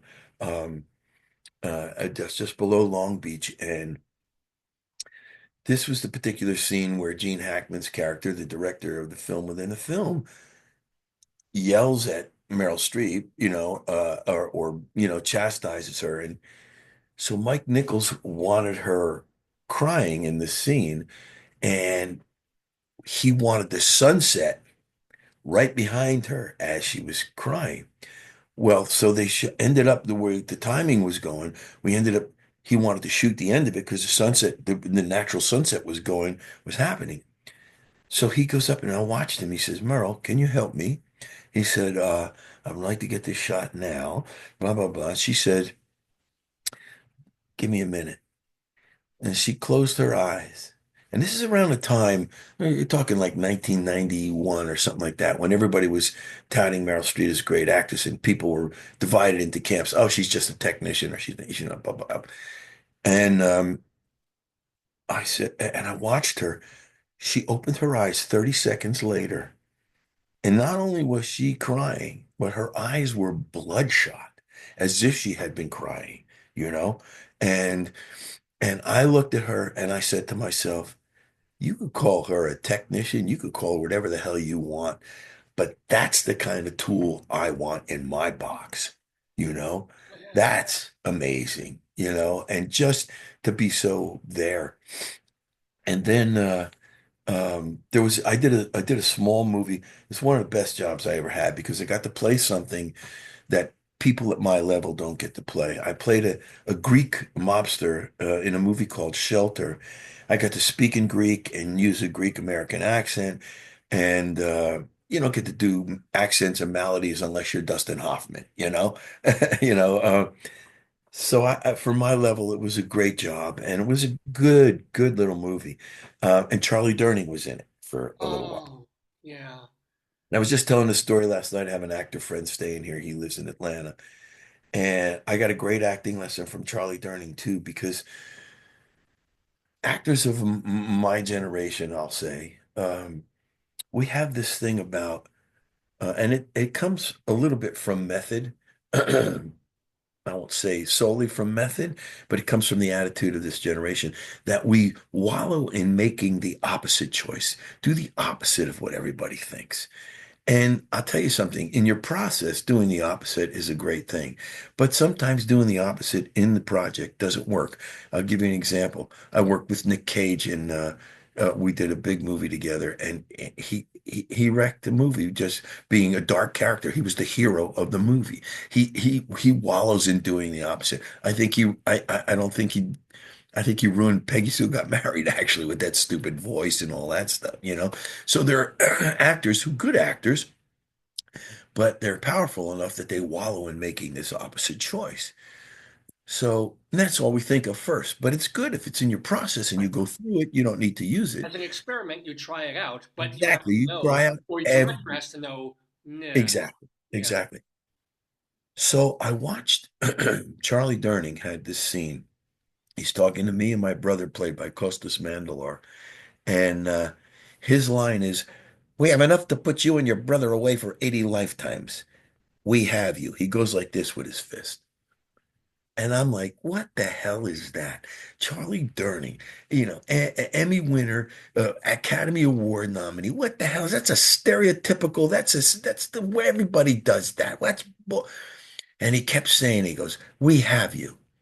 And every take he goes, "We have you." And all of a sudden, it dawned on me that because that stereotypical move that we all would think of was so organic to him in his generation and who he was, it didn't matter. It didn't matter that it was stereotypical. It worked, and it worked beautifully for Charlie Durning, you know? So all of a sudden, I'm like, oh, we don't have to do the opposite all the time, you know? It works. If it's organic, it works, you know? Um, so that was another one. And then I did a staged reading that was supposed to go to Broadway with Al Pacino of The Iceman Cometh. And Bruno Kirby was in it, and Michael Jeter, and Wow. And they ended up bringing it with Kevin Spacey. Kevin Spacey instead. Right, right. Kevin Spacey kind Oh, of used up the production, yeah. yeah. But we did it out here.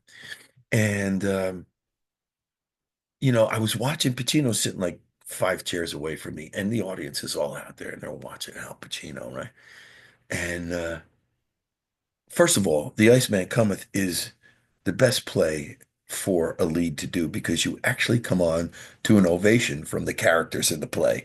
Your entrance. But it's an hour into the play before you even Yes, come on, which also builds up. There's a Hickey's coming. yes. Yeah, yeah, Yeah, yeah. yeah.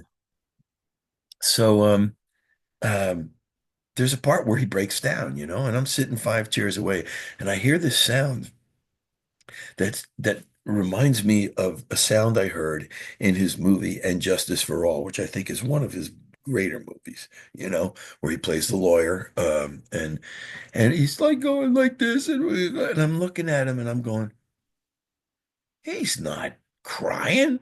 And the audience is looking at him going, look at Al Pacino crying. And I'm looking at him going, oh, you can have tricks, you know? And so at one point, I remember trying to emulate that noise and that behavior. And all of a sudden I realized just by doing that, I started to well up and cry, even by starting by faking it. My behavior, my breath, everything brought me to this place where, most actors are afraid of that they can't cry, and it was amazing. It was another amazing, It's a manifestation of that idea that if you're down and depressed, if you start smiling and you keep smiling, you will eventually your mood will lift because of yeah. physical sensation. I don't know if that's true, but it almost sounds like what you're saying is equivalent to that. No, no. Our physiology is so, connected to our emotional side. It's there's I just published I posted something that I've always believed that my life has always been geared to physiological. I've always worked out. I played football in high school, college, and went to the World Football League as a pro, and I got cut from there. So, and I've always worked out. I've always been physical. And I just posted this because of the state of our emotions now after this election and stuff. I've said it before, but I posted it again. The physiology of building muscle is such that the only way you build muscle is to break it down first by exercise. Then it rebuilds stronger and can handle more. I feel like that's a great analogy for our emotions. Sometimes you have to break them down to a certain place where they become build back better and stronger, just like our physiological muscles do, so that we can handle more, you know?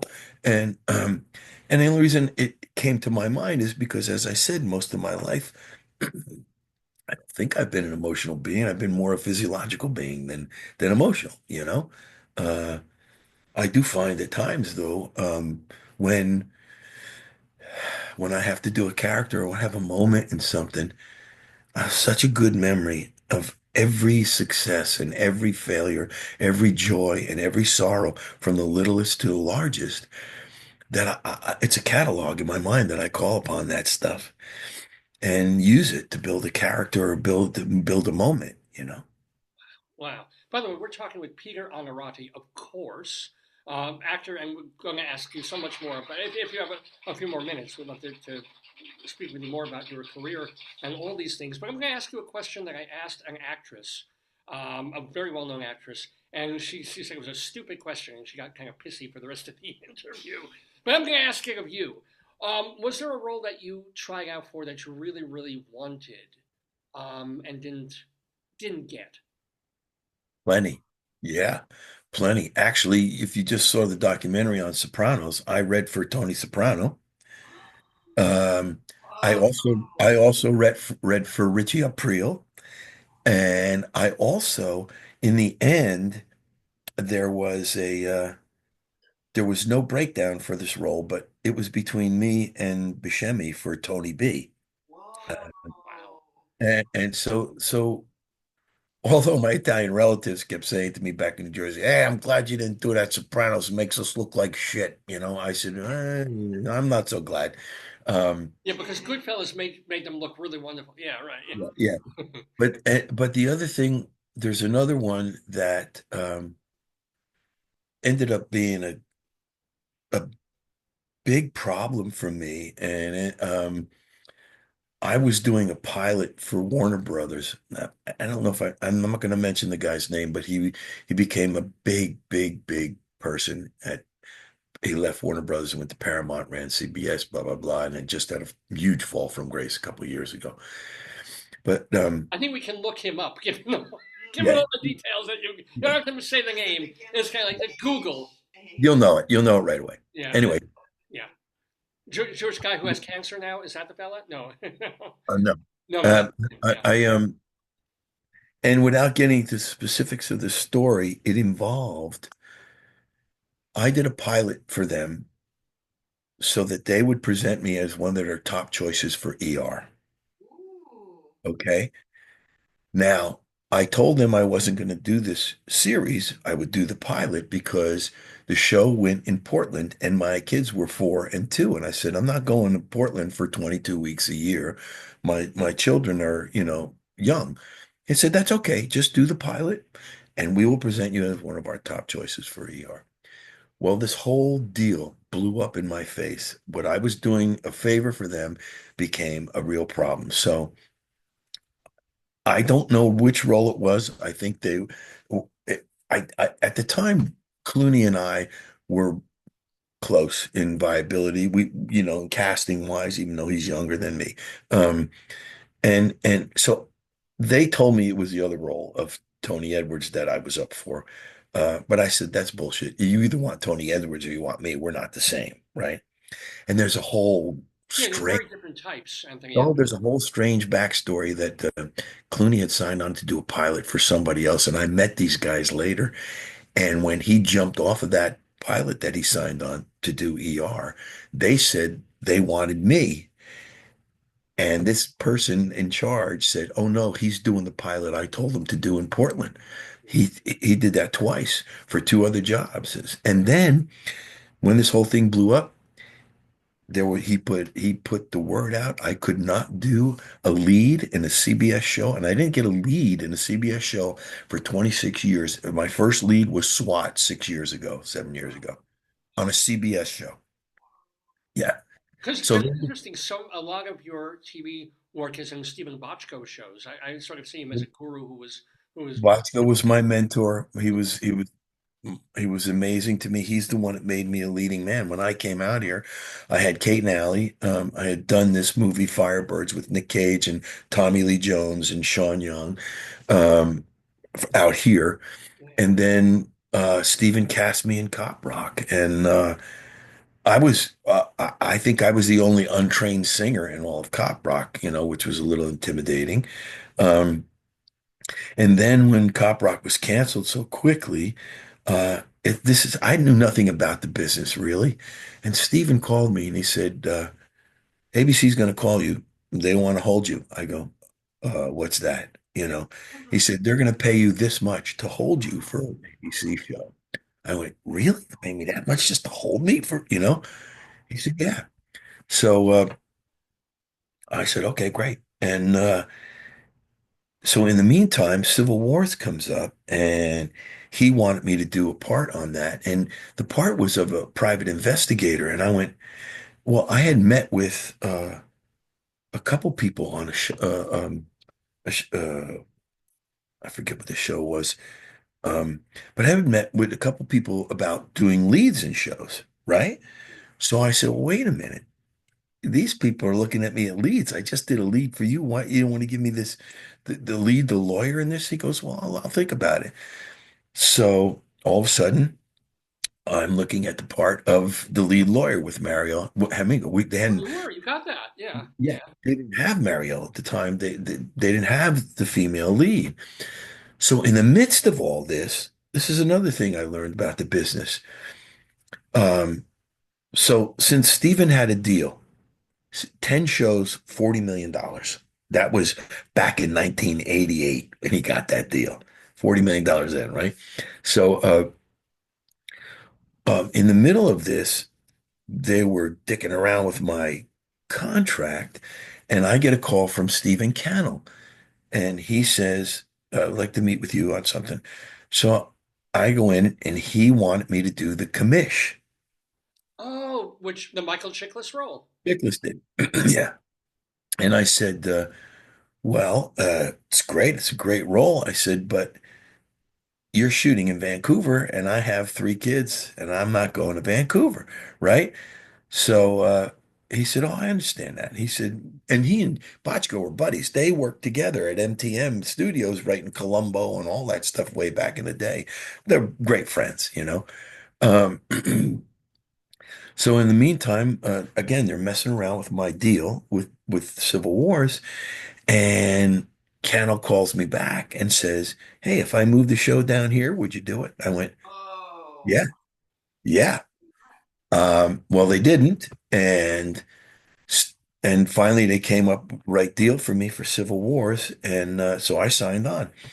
And But Peter, I've got to ask you this question though. Like your wife was about to have a baby, right? And you got the call back for Goodfellas, and she understood. She was like, "Yeah, no, yeah, don't do." But now, okay, wouldn't you have an understanding, even with your wife and kids, is like, I've got the lead in a TV series. It's shooting in Vancouver.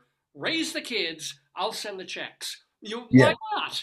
You Oh know? no, she would have done that. I didn't want to do it. I didn't want to leave my kids behind. And most of these producers said, "Well, move your wife up to Vancouver." I go, "My wife has a job. She's a producer writer. She's not going anyplace." My wife's first job, my wife and her partner, Mimi Friedman, they'd been together longer than we've been together. They met in their first improv group. They came here, and their first job in writing was on the first year of In Living Color. Oh my God! Wow. They were nominated for an Emmy on their first job here. They went from there to A Different World. Then they went from A Different World. I can't remember where they went to after that, but they were writers on Big Love. They were writers on, they have great So it was careers. an established. But she was a Absolutely. writer. Couldn't she write from Vancouver? I'm just wondering. I'm just kidding. Yeah. Well, if they had hired her, maybe, yeah. But Especially the because the kids, kids were young but enough. the, The the two-year-old kids, wouldn't have been in school yet. You wouldn't have had to really make a well, life. the twins were. So by then the twins were now the twins were like 3 and Sonny was 5. So, I just, I didn't want to uproot them and make a whole new life for them. I just didn't look for me. It's still a job. I love what I do, and I love having the chance to create a life on film and to get paid great money when I'm doing it. When I'm the lead anyway. I've been guest starring my ass off all my life, but I've had a few leads that have helped me to get a house and helped me to pay. Somebody said, I did an interview the other day. They said, well, you've had a successful acting career. I go, you know what that is? That's you pay for your house and you pay for your kids' college. You know? And health, I mean, I guess through the union you get health insurance, which is like for Yeah, except for they screwed me. They screwed the senior performers a couple of years ago. They took it away. I have my pension, and you're supposed to get your health care um, in perpetuity if you're vested in your pension. But they messed around with it. So I mean, I got Medicare, and I'm actually on my wife's Writers Guild plan.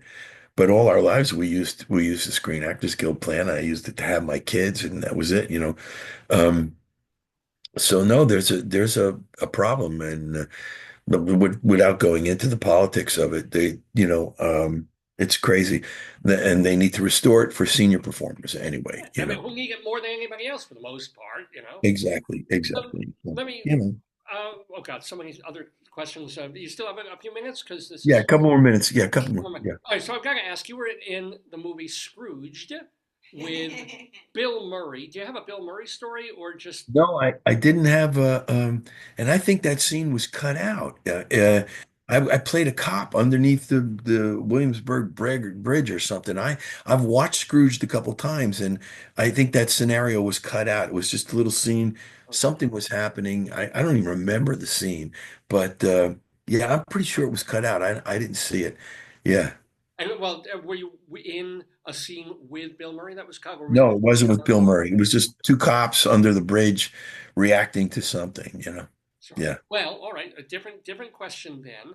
And I have to ask this, especially. In fact, I was so tempted to not even have me talk to, but to have the great Rabbi Sal Solomon do this interview, who is Uh-huh. connected to this show, because one of the first gigs you were doing, starting out before the TV, before the films, was something Yeah. called the Kippermans. Yes. Could you kindly explain the Kippermans? Saul and Herschel Kipperman, Hasidic Siamese twins that play the guitar. They play Okay. the guitar. Yes. Yeah. Uh, my friend Gary Richmond, who was in the improv group with me, we, our improv group won what they call the Improv Olympics in New York. Yes, yes, I remember that. Yeah, yeah. Okay. So we went to Second City to perform. Now, I was still at McCall's at the time, so we had to do a fundraiser so everybody could, get their flights. But I didn't have to because I went up to my boss and I said, listen, I've never met with the Chicago office in person. I'd like to meet with the Chicago office. So they flew me out so that the group didn't have to fly me out. So Gary and I were backstage, and Gary had always, he was Jewish and he had always done this great old Jewish character. So we're waiting to go into a doctor's office scene, and I said, "Come here, lock arms with me, and let's walk in as, Siamese twins." So we walk in, and I start doing the character that he does. I'm going, "What the hell is this? What are you doing?" And we sit down, we cross all four of our legs, right? And that's where the Kipmans was created. And when we came back, the leader of the group said, "You got to do something with this." So his wife sewed the I Heart New York T-shirt for us, and we each had one payas on the outside.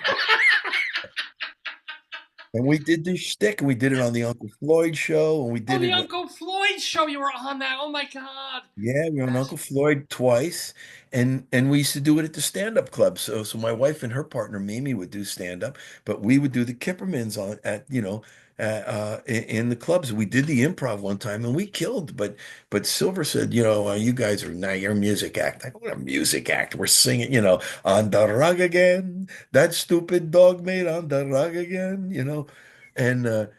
And we had another song. I wrote all these parodies.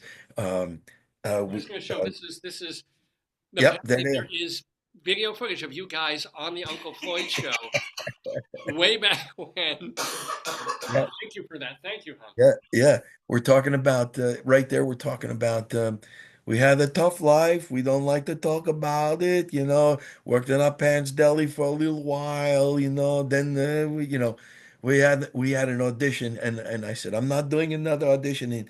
And Herschel says, "What? It's for Double Mint." I said, "Okay." Oh, In the bag, in the bag. And then we sang a song about a girl that we met her in a deli down in old New York where they drink Dr. Brown's and it tastes just like cherry cola. It is cherry cola, right? She walks up to me, she asks what I want. I says, I forget her name was Golda. Golda, Golda, right? So you'll see. I love it. I love. So wait, but you were telling the story also that something happened when you were doing this, and someone was saying that you couldn't do it somewhere, or that you had to give it up, or what, No, or I did Kathy Lee and Regis one time while I was promoting Civil Wars. And the funny thing was that the Kippermans are kind of based off the Smothers Brothers. The Smothers Brothers were the co-hosts oh. that day, right? I mean, it's like, you don't, we would have this smacking fight. We end up pushing each other in the head because we couldn't separate, right? And, and one of the our favorite lines was, "Sure, you work out, I sweat," and that, Oh, that's funny. God. Yeah. yeah. So Tommy and Dickie interviewed me in a green room, and I told them about the Kippermans. I said it's kind of based off of you guys, and so while I was out there doing on camera, Kathy Lee was talking to me, and then Tommy leans in. He goes, "Oh, oh, oh, tell about the brothers." And I said, "Well, my friend Gary Richmond and I have this." Act we call the Kippermans, Sol and Herschel Kippermans, the only Hasidic Siamese twin comedy team in the universe, probably. And and Kathy Lee goes, "Well, I bet that offended a lot of people." And I said, "You know what?" I said, "We've done more temple gatherings and bar mitzvahs than we've done comedy clubs. And we had this woman, there was in New York, Adrienne Gussoff was her name. She had a company called Bubby Graham. Okay. So instead of Candygram, she used to go into offices and embarrass people as a bubby. And she used to slap a rubber chicken on them and leave them with some great chicken soup, in the office, right? So she got a hold of us. She goes, "I want you guys. Yeah, I want you guys to do." So we hired out. I remember we had at least two events in the garment district, like people were retiring, and they hired us to do the retirement party. And we made up a song for the person who was retiring. We did, like I said, we did a couple bar mitzvahs. We did. Yes, I mean it's wonderful. you know. I almost wish that had been your career. That that, Oh, that the Kippermans were still they had like a summer series along with the Starland Vocal Band. yeah, You yeah, guys had your own variety show. I yeah. just is he Well, still alive? Is Richmond still alive? Are you? yeah, Gary's alive. He become a really good realtor in Park Slope, and his wife is a judge in family court, his wife Gabriella. And I just saw them. I was in New York and I just saw all of them for dinner a couple weeks ago. But Gary's a funny guy, man. And it worked. And then we had so much fun. In fact, I'm writing, right. I have written, but I'm going to have to rewrite it. A sort of a reunion show that's kind of like for the Kippermans, it's kind of like, um, I can't believe I'm forgetting things the way I am. But the movie with George Burns and Are we in style? Walter Matthau, Sunshine Boys. Oh, Sunshine Boy. Sorry. Yeah, yeah. So it's based on like Sunshine Boys, like they're trying to get them together for an old Yes, and yes. so they interview both of them in the first 5 minutes, and we're not working. You haven't spoken to him in 20 years. And then And you're when still connected. You're still yeah, physically you pull twins. back and they're still connected. Yes, So I love so it. yeah, that's in the hopper, What so else I would, that's the thing I want to, because I know you have to go. But I want yeah, to, what else is in the hopper, and what else can we expect to see you in over the I next few months? And I TV. I don't have anything on camera right now. um, or anything. And, I'm not sure where it's going. I was just on hold for, I think it was NCIS, but they took me off hold. They used somebody else. Um, I wrote a play that I started 30 years ago before I was before, or 35 years ago before I was an actor. And I, if I put together the time that I wrote it, probably took me 2 years to write it over, Yeah, sure, sure, yeah. And Jeanette and I are both members of the Actors Studio, the acting unit. But I finished this play a couple years ago, and I presented it to the Actors Studio Playwright Directors Unit, and they admitted me to the Playwright Directors Unit based on the play. So I just delivered it to the New York Actors Studio because we kind of workshopped it out here in LA, and I wasn't happy with it. And it's over there now. I would love to see that produced. It's a pretty good first play. It's called Under Construction. The subtitle is A Play in Seven Sacraments. Because each scene on the upstage center wall of the kitchen, it all takes place in the kitchen. Of course, it's about is you see a rear projection, and it's the catechism definition of a sacrament. And then the scene, either metaphorically or directly, connects to that concept. Um, it's about brother and sister who come together in the father's house. He's just died. And really and truthfully, it discusses, I would say that the theme is tradition and why we do what we do without asking questions.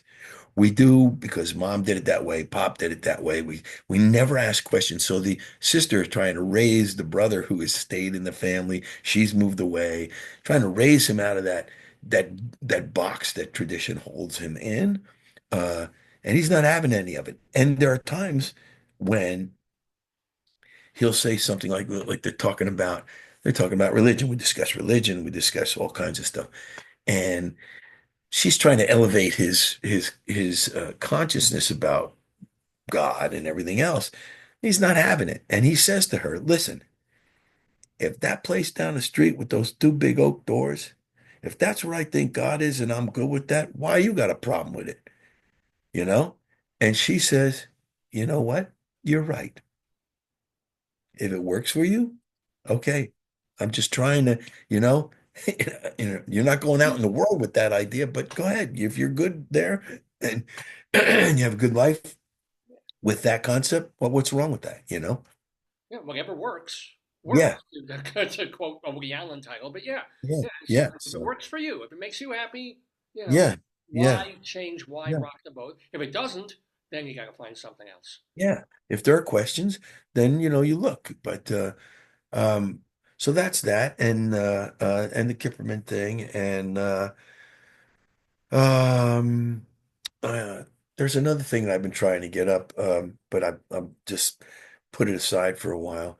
It's a concept. It's called benched, and it's all these little 5 minute vignettes on a park bench. That's all. Just two people.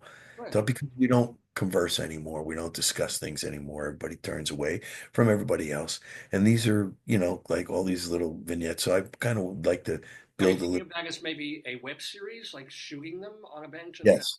yeah, Yes. Yeah. So that's it. That's all that's going on. Plus, I just had our first grandchild will be one in December, and we have another one on the way in March. My under two. construction. That one is under There you construction, by go, the under way. Yeah. construction, and those are both my younger sons, my twins. They both are. Well, one has Aviva is my granddaughter's Oh, your name. wife must be Jew. Wait, somebody's Jewish in there. Yeah, Aviva my son's wife is Jewish. Yeah. So and and then there's a boy coming in March. So, yeah. and so that's kind of where I am. And I mean I was so bothered by downtime in my past, and I'm not so much now. Um because I have my family, and like I said, everything's kind of paid for. So And actually, it even sounds like your downtime is not downtime. You're rewriting an old play. You're working on this park bench idea. You're doing, and Yeah. also, I mean, I'm sure you're still doing the occasional, even if you're on hold, you Yeah. probably Yeah. call. Yeah. No, absolutely. Yeah, Put stuff on that's tape not and downtime. That's still work. yeah. Yeah. Yeah. It Yeah. really is. Exactly. Exactly. So, No, I certainly hope Under Construction gets constructed so that we can all see it. oh, And I'm that'd be going to great. see that park bench thing. I want to see you in lots more things. Thank And you. I'm so proud and honored that we, on a basic level, knew each other 35 years ago in our here Yeah. in the neighborhood. Ladies and gentlemen, thank you so much to our new friend in the neighborhood, Peter Onorati, health, happiness, insurance, and all good things to you, man. Okay. Cheers. Bye-bye. Bye-bye. In the neighborhood, Peter Onorati. Wasn't that one of the best interviews like ever? He's done. I can't believe how many things he's done. Like, how do you go? On a basic level, I still don't understand. How do you go from marketing? I guess marketing is performative to like improv and acting. Like that jump to me is incredible. How do you go from a waitress to an actress? You do. You just. It's another. I don't know how people do it. It's amazing. I love his voice though. You can hear all the characters he's done. When you hear his voice, you know, right? I should have asked him to do more because he could probably do like 10 other different voices. He was a Siamese twin. It's good that he got separated. I'm glad. You think? That would have limited his roles. Yeah. Did you see that picture? Yes, I did. On the Uncle Floyd show. It's from his social media, David. It's Yes, of the Kipperman. Not just twins, but the Siamese twins. The Siamese twins are bound. They could have done a distaff version of Sideshow. There was a Broadway musical about Siamese twins. I imagine them singing "You Want to Be Popular," Popular. I want to be popular. They could do it that way. You see. I think they could. I think that would. What else could you replace? With Siamese twin, like Siamese Willie and Loman instead of Willie Loman for Death of Two Salesmen. Because I get to keep my job. Doll's House. One of them could be bad. One could be good. And then at the very end, like one slams the door on the other. In Wild Duck, one could have syphilis. One could be syphilis free. I'm trying to think. That's kind of hard to do with the bloodstream. Any Russian play, because the Russian spirit is that way. Yes, it's dark and deep. Yeah. What else? What else could we possibly put in? Sideshow, you said. Right? Well, it's not as Daisy and Violet Hilton as the Hilton sisters, the twins. I can see it. They could do Hamilton. Could they? Do you think they could? They'd be good at rapping. They get more. One could do the beatbox. And the other can sing. That would work. That would crawl out of the woodwork. Quite honestly, my gosh, so many options. They could do the Rocky one where they fight because they could win because they've got more body power. They could each be Oedipus and each takes one eye out of the other. I like that they each have one pay. That's lovely, wonderful. Anyway, that was Peter Onorati in the neighborhood. What a wonderful interview that was. Wasn't it? A lot of people were watching. I can't track. I'm trying to do your Facebook, but it's hard for me. I hope he comes on again because he's obviously got so many more stories and so much more to talk about. Here in the neighborhood on Dave's Gone By with me, Dave Lefkowitz, my wonderful wife, and all of you guys watching on this November 9th, 2024. It's our 966th episode. We're calling it YES ONO for Onorati. But yeah, we still have more to do. We still have our Colorado Limerick of the Damned. We're going to go into our friends of the neighborhood because he's a brand new friend. And we have what else? We have our Dave's Big Dictionary to do because we've got the word inchoate. That's right. I've got to talk extemporaneously at some point about the word inchoate, which is another word for vague and basically kind of semi-formed. Sort of like Onorati's upcoming grandchild. It's there, it's amorphous, it's growing fingers, and then its head thing. So it's inchoate. I don't think I'm really quite using that right, but we'll figure it out. Anyway, all of that on this show. By the way, Wasn't it pronounced differently? Up until this moment, I mispronounced it as inchoate. Because I never used that. Have you ever used the word? I've never even written the word. I've just seen it. I've read it, It's like a John Simon kind of word. He would use it in a play review. Yeah. Do I need to help somebody and then I'll go get...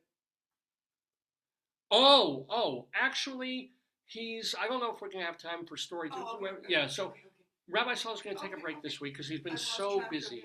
with the High Holy Days that we're going to hold off on him reading. Maybe for next week, there's a book about a bagel that Rabbi Saul will read. And also, I don't think Rabbi Saul can compete with the Kippermans this week. I think he was going to come on, and then he heard about the hilarious Kipperman twins. And he's like, no, I think I'll wait. He's the singleton. So we have enough to do with all the other stuff to do on the program. Just a reminder, davesgoneby.com is the place where you can watch and listen to all of our archives. As I said, there have been 965 previous episodes of this. See, where Peter Onorati has had a real life in TV and film, we've had this for 22 years.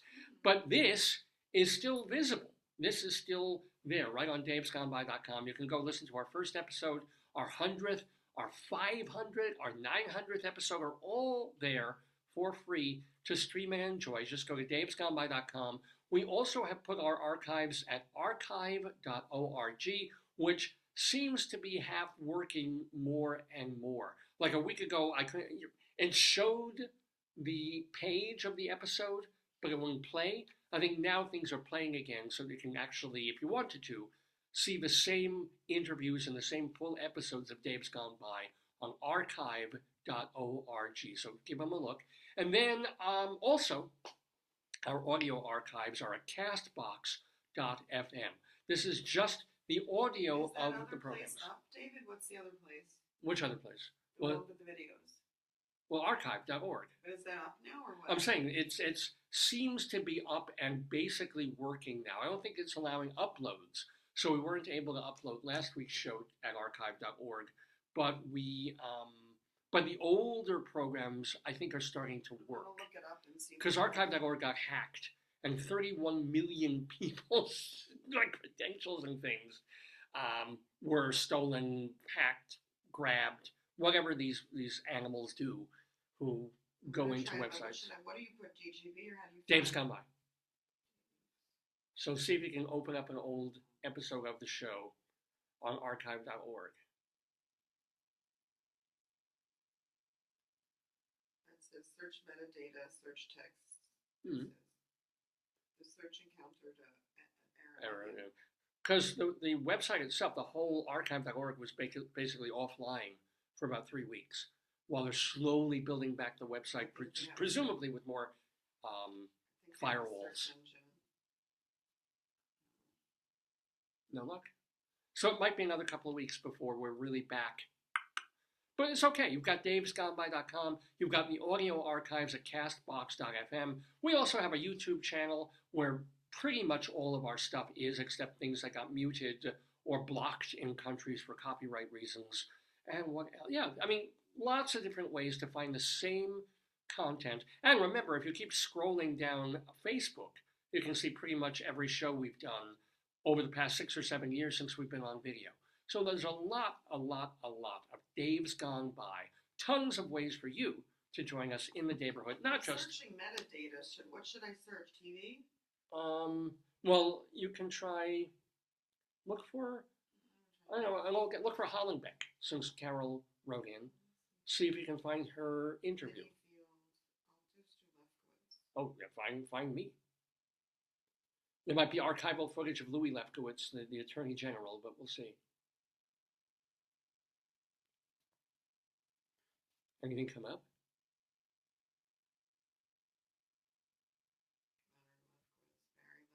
Of course, Barry Lefkowitz.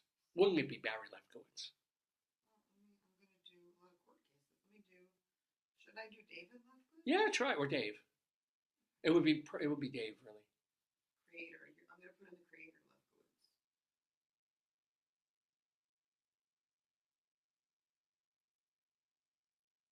So, if you want to write to me, davesgoneby@aol.com is the way to do that. You can drop me an email, davesgoneby@aol.com. I try and read every piece that comes in. I don't necessarily have time to respond to everything. I'm grading a zillion papers. I'm dealing with this show, lots of things. But I love reading your stuff. I love when you make comments on Facebook, right on this Facebook page. So, how are we doing? Is anything loading? Because it's also real slow to load. Oh, Oh yeah, here we go. Yeah. So I just searched. So see if they play here. I searched creator Dave Lefkowitz. So here Lefkowitz is, David. But it's my own bad searching. I'm sure there's more than this. well, there should be 960 something plus all the interviews that we do. So I'm going to click on an old show from 2022 Pick anyone you on want. archive.org. Let's see if it opens up. And it's really called the Internet Archive. Let's see if it'll actually play. There we go. And there I am. So archive.org is working again, and we're not going to put the volume up. No, I'll take it. But this is me from about 2 years ago. The way that the best way to search if people want to find the content quickly, Yeah. is look under creator and do Lefkowitz, Dave. Yeah, then you'll get all our, literally hundreds of I don't things. know how to sort. Let me see. Oh, I Sort don't by know. relevance. Sort by Does it have recent? sort by date archive. Yeah. Excellent. And so, yay. So archive.org, which I really believe in, is kind of literally an That's the archival latest site. archive one.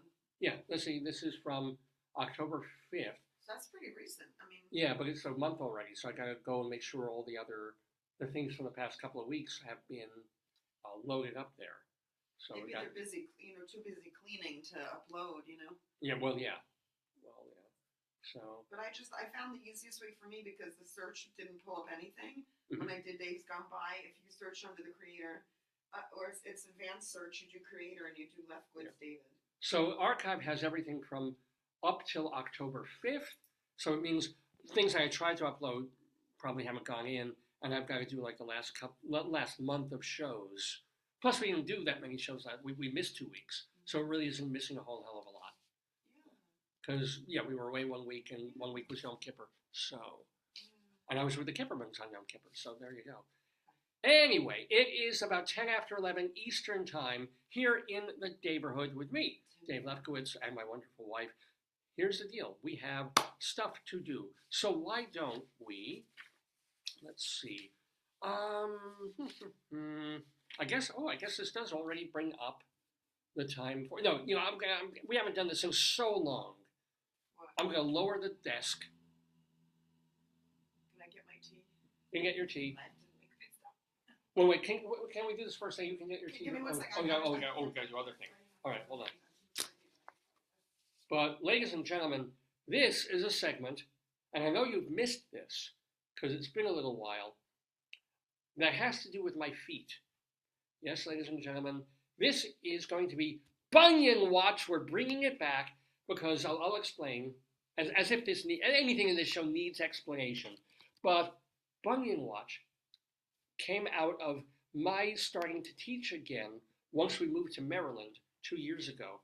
And my first day teaching, I had shoes or sneakers that I thought I had broken in.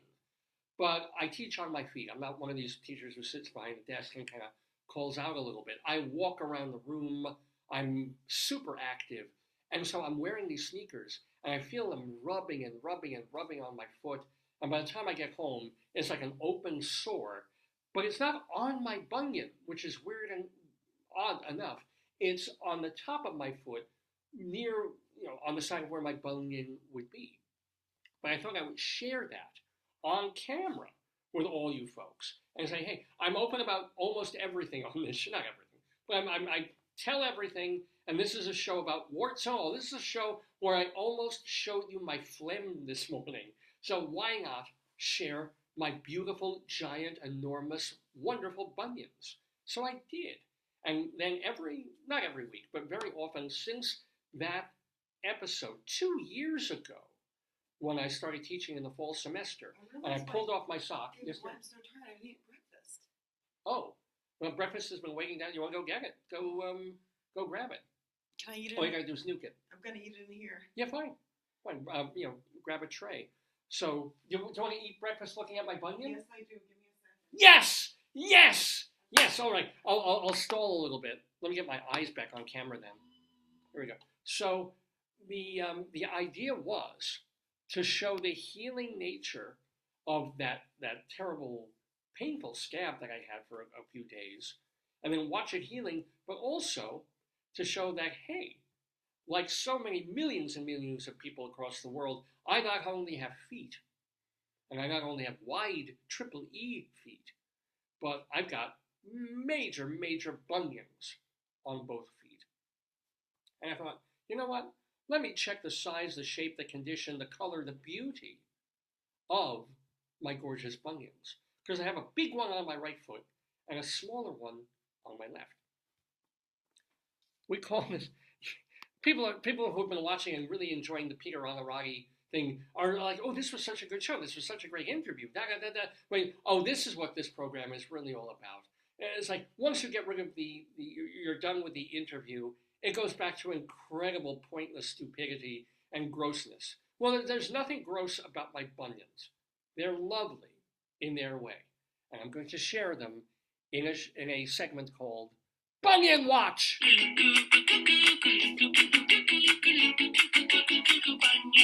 She's Bunion, she really is a fun one, she's Bunion.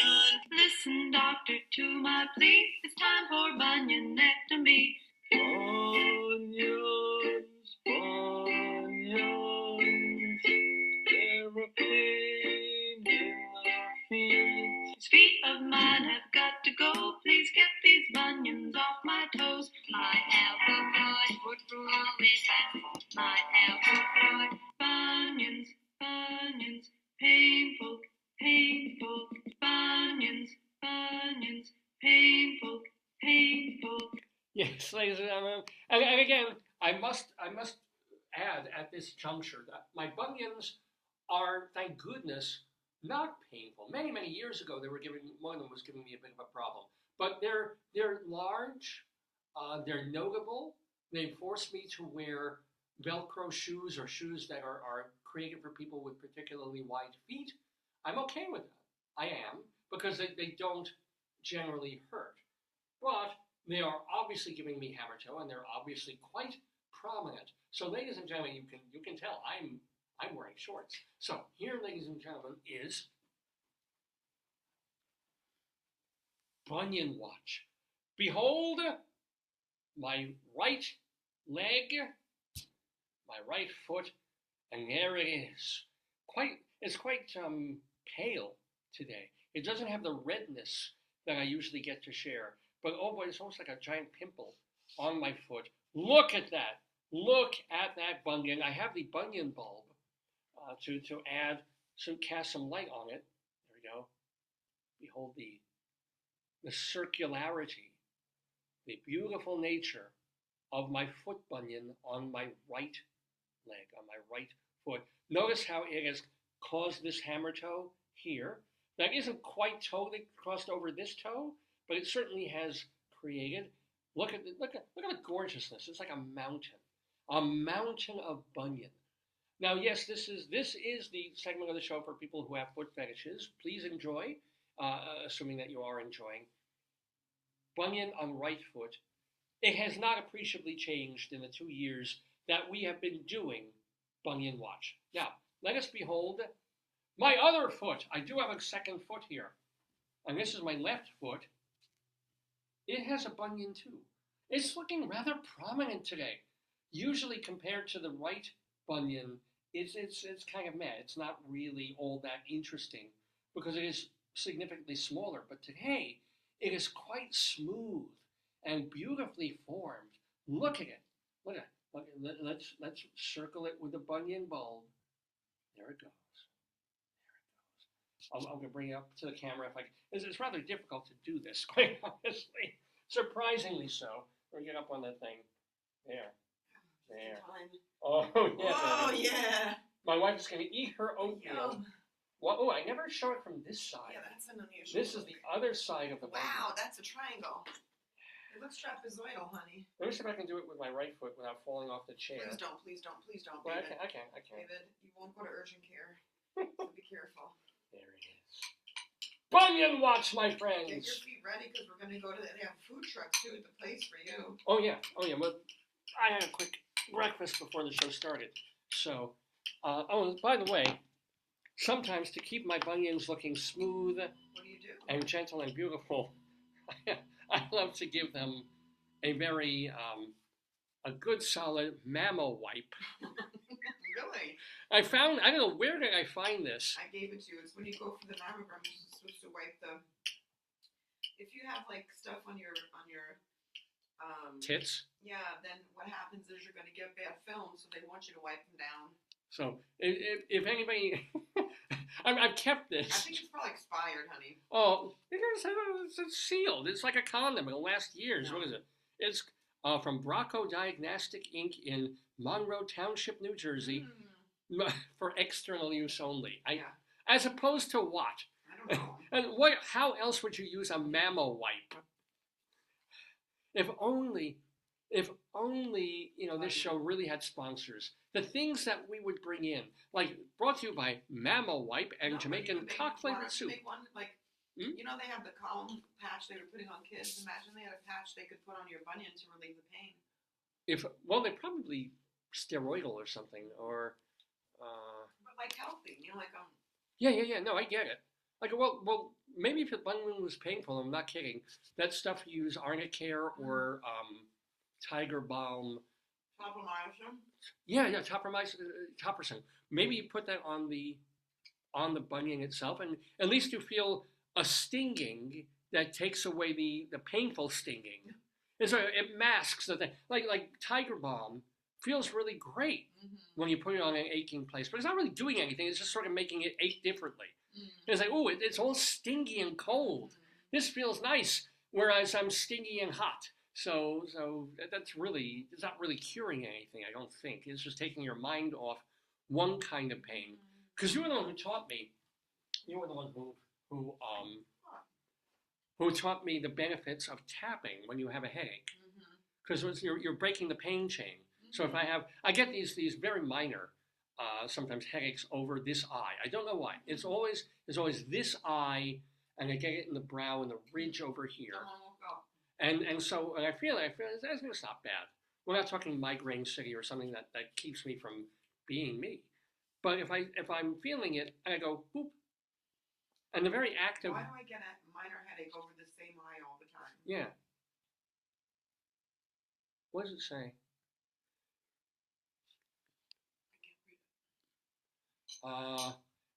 Experiencing a minor headache in the same spot repeatedly could be due to a number of factors, commonly related to stress, muscle tension, poor posture, dehydration. That could certainly, I don't drink enough. I just can't develop a taste for whiskey, or even sinus issues, depending on the location of the pain. If it happens frequently, it might be chronic daily headache. I knew about sinus. Tension headache, or sinus, it could be, because, You're not like him. An eye strain, spending long hours looking at a screen. I certainly do that. It could be sinus congestion from allergy or cold, and not drinking enough water can lead to headaches too. Or if you regularly consume caffeine and then abruptly stop. So, medication overuse. So, yeah. Well, it's kind of nice that I have not had a significant change in my headache pattern. It's generally the same. Well, So the woman who took your laundry and gave it back to me in pieces.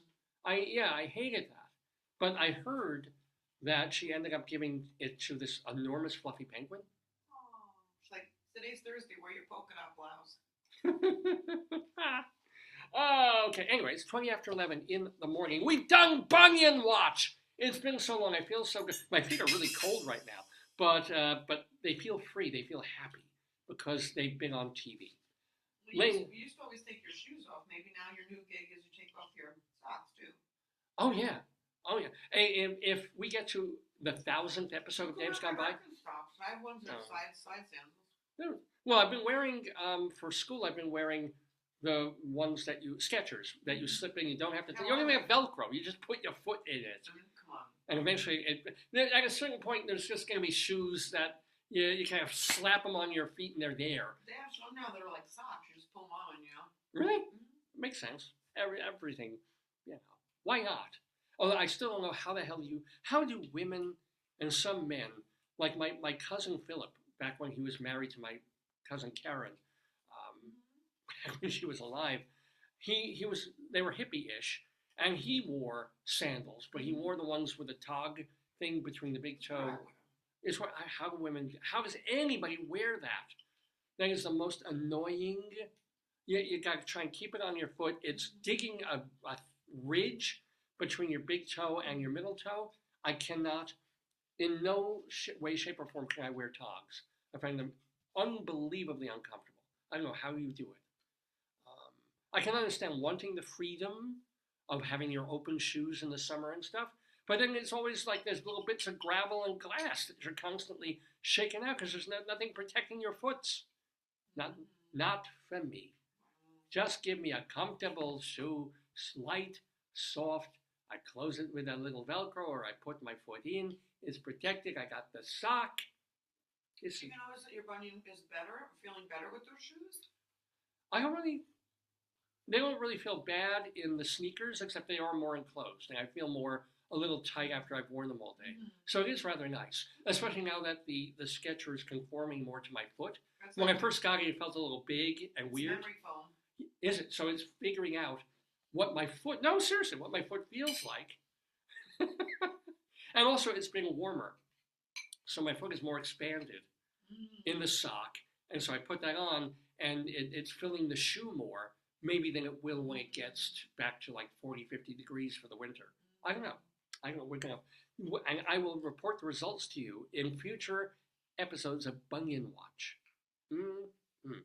So let's do, and I haven't been looking forward to this because it's a tough word and a word I've never used ever in conversation, and I really wonder if you have too.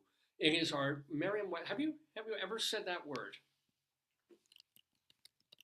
Because our Dave's Big Dictionary word comes from Merriam-Webster. It's their word of the day, and it's inchoate. I-N-C-H-O-A-T-E.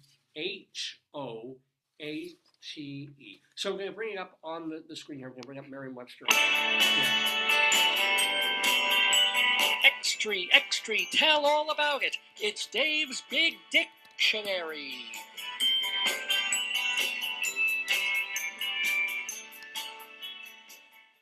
So Dave's Big Dictionary is where I am forced to, I take this on willingly, to talk about a word and tell you what the word means, but then I've got to rhapsode extemporaneously.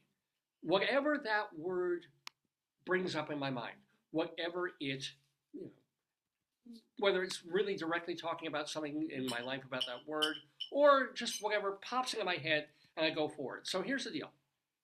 The definition of inchoate, and it really is, if you see the phonetic spelling, it's in K-O, and then the schwa T, with the accent on the ko. Inchoate. Wow. Always been pronouncing that wrong in my head. Being only partly in existence or operation, as an incipient, or imperfectly formed or formulated. It's formless, even borderline incoherent, misty, inchoate suspicions that all is not well with the nation. That's a quote from J.M. Perry there. The adverb form is inchoately, which I know you've used in many of your writings. And then my writings are inchoate. No, they're not actually, because you've got me editing them. And then inchoateness is the noun. You're inchoate. Nobody uses these words, but I think we should. Just did. Yeah. That's why Merriam-Webster's bringing them back. When should you use? Since it's not a word I've. It might be like an SAT word, right? Absolutely. Well, it comes from incoare, which means to start work on in Latin, but the literal translation is to hitch up, because it combines the prefix in with the Latin noun cohum. Yes, the wonderful Latin noun cohum, which refers to the strap that secures a plow beam to a draft animal's yoke. So I guess if it's not really connected and the ox might break free, it's in is not cohum, not yoked. So the concept of an initial step towards the larger task of plowing a field explains how inchoate. How did you become an agricultural lesson now? I know, right? I was like, gotta get behind the mule, but make sure it's yoked. Make sure it's coed. Yeah. So synonyms include aborning, incipient, budding, nascent, inceptive. Examples of inchoate in a sentence feelings of affection for a man whom she had up till now thought of as only a friend. They were inchoate feelings. She hadn't formed exactly how she felt about him. Like ambiguous? Yes, my own position as to the details of mutation rates and their implications for modern human origins Good are Lord, David. inchoate. That explanation's inchoate. Right. So, dear Lord, how am I gonna manage this? How am I gonna talk about this I word? think what was inchoate was that you thought that Gesundheit. you knew the guest from Working Woman, and he said it was Working Mother. Yeah, I had a malformed memory of Gesundheit where I worked with or around Peter Onorati. I had thought it was at Playboy. It was at work, and I thought Working Mother was Working Woman. No, it's different. It was Working Mother McCall's. And so it's funny how the memory, because I mean, I worked there for a couple of years, and I've totally unremembered things. You probably put it wrong on your CV. I'm sure I Your did. CV's But I'm sure it was Working Woman. Gesundheit. In cahoots. The first known use of the word inchoate was in 1534. Wow. So, all right, what am I going to do to talk about this word? Let me think of other Gesundheit, of other aspects of inchoate that I think it's one of those words that I never looked up, but got the sense of from context. Okay. So I would see it used in literature. I would see it used in a John Simon theater review. I would see it name-checked in intelligent people's writings or in a piece of fiction, higher-level fiction that I would be reading. And rather than back in the day, before it was easy enough to Google everything, instead of reaching on the shelf, finding the dictionary, looking up the word, it was one of those words that I was just like, oh, because I have a sense of what this word means, so I'm not going to bother looking it up. I can kind of tell that it's not necessarily a positive thing, that it's something that's It's not being really formed. negative. It's just like it's something in progress or inconsistent. Yeah, but I think in context, It's referred it to tends to be a bit more negative. So if somebody says it, it's like saying it was I mean, we can literally say now, disjointed or yeah. One of the things, Gesundheit, that doomed Kamala Harris this past week was people kept waiting, especially the undecided, for her to elaborate on some kind of policy going forward besides Donald Trump is terrible. They were waiting for her to convey some idea of what she would do as policy in terms of immigration, in terms of inflation. And they gave her a chance. This is one of the things that they wrote about on a late night TV show. She was being interviewed by someone who would be absolutely in her corner. It was either a Colbert or it was a Kimmel or it was who's the other guy? Farrell is his name? The one from Saturday Night Live. But so she's on there, and they ask her, well, what do you think about inflation? It's like a softball question for anybody who's trying to run for president of the United States. And she couldn't enunciate any kind of clear thing. Because on the one level, she didn't want to distance herself from her current president, her boss. But at the other level, she just wasn't getting the idea that people are more worried about inflation than she and the president have been. And that all these rich left-wing California people who are urging that the world will fall apart if Trump becomes president again. So she had this inchoate idea, or at least her feelings, her values in terms of fixing things or helping things, the average American consumer, they were inchoate. She couldn't express it. And that really tanked everything, because the Democrats could have made a case that the economy in a lot of ways has been really good in the past 4 years. Have you looked at your 401k?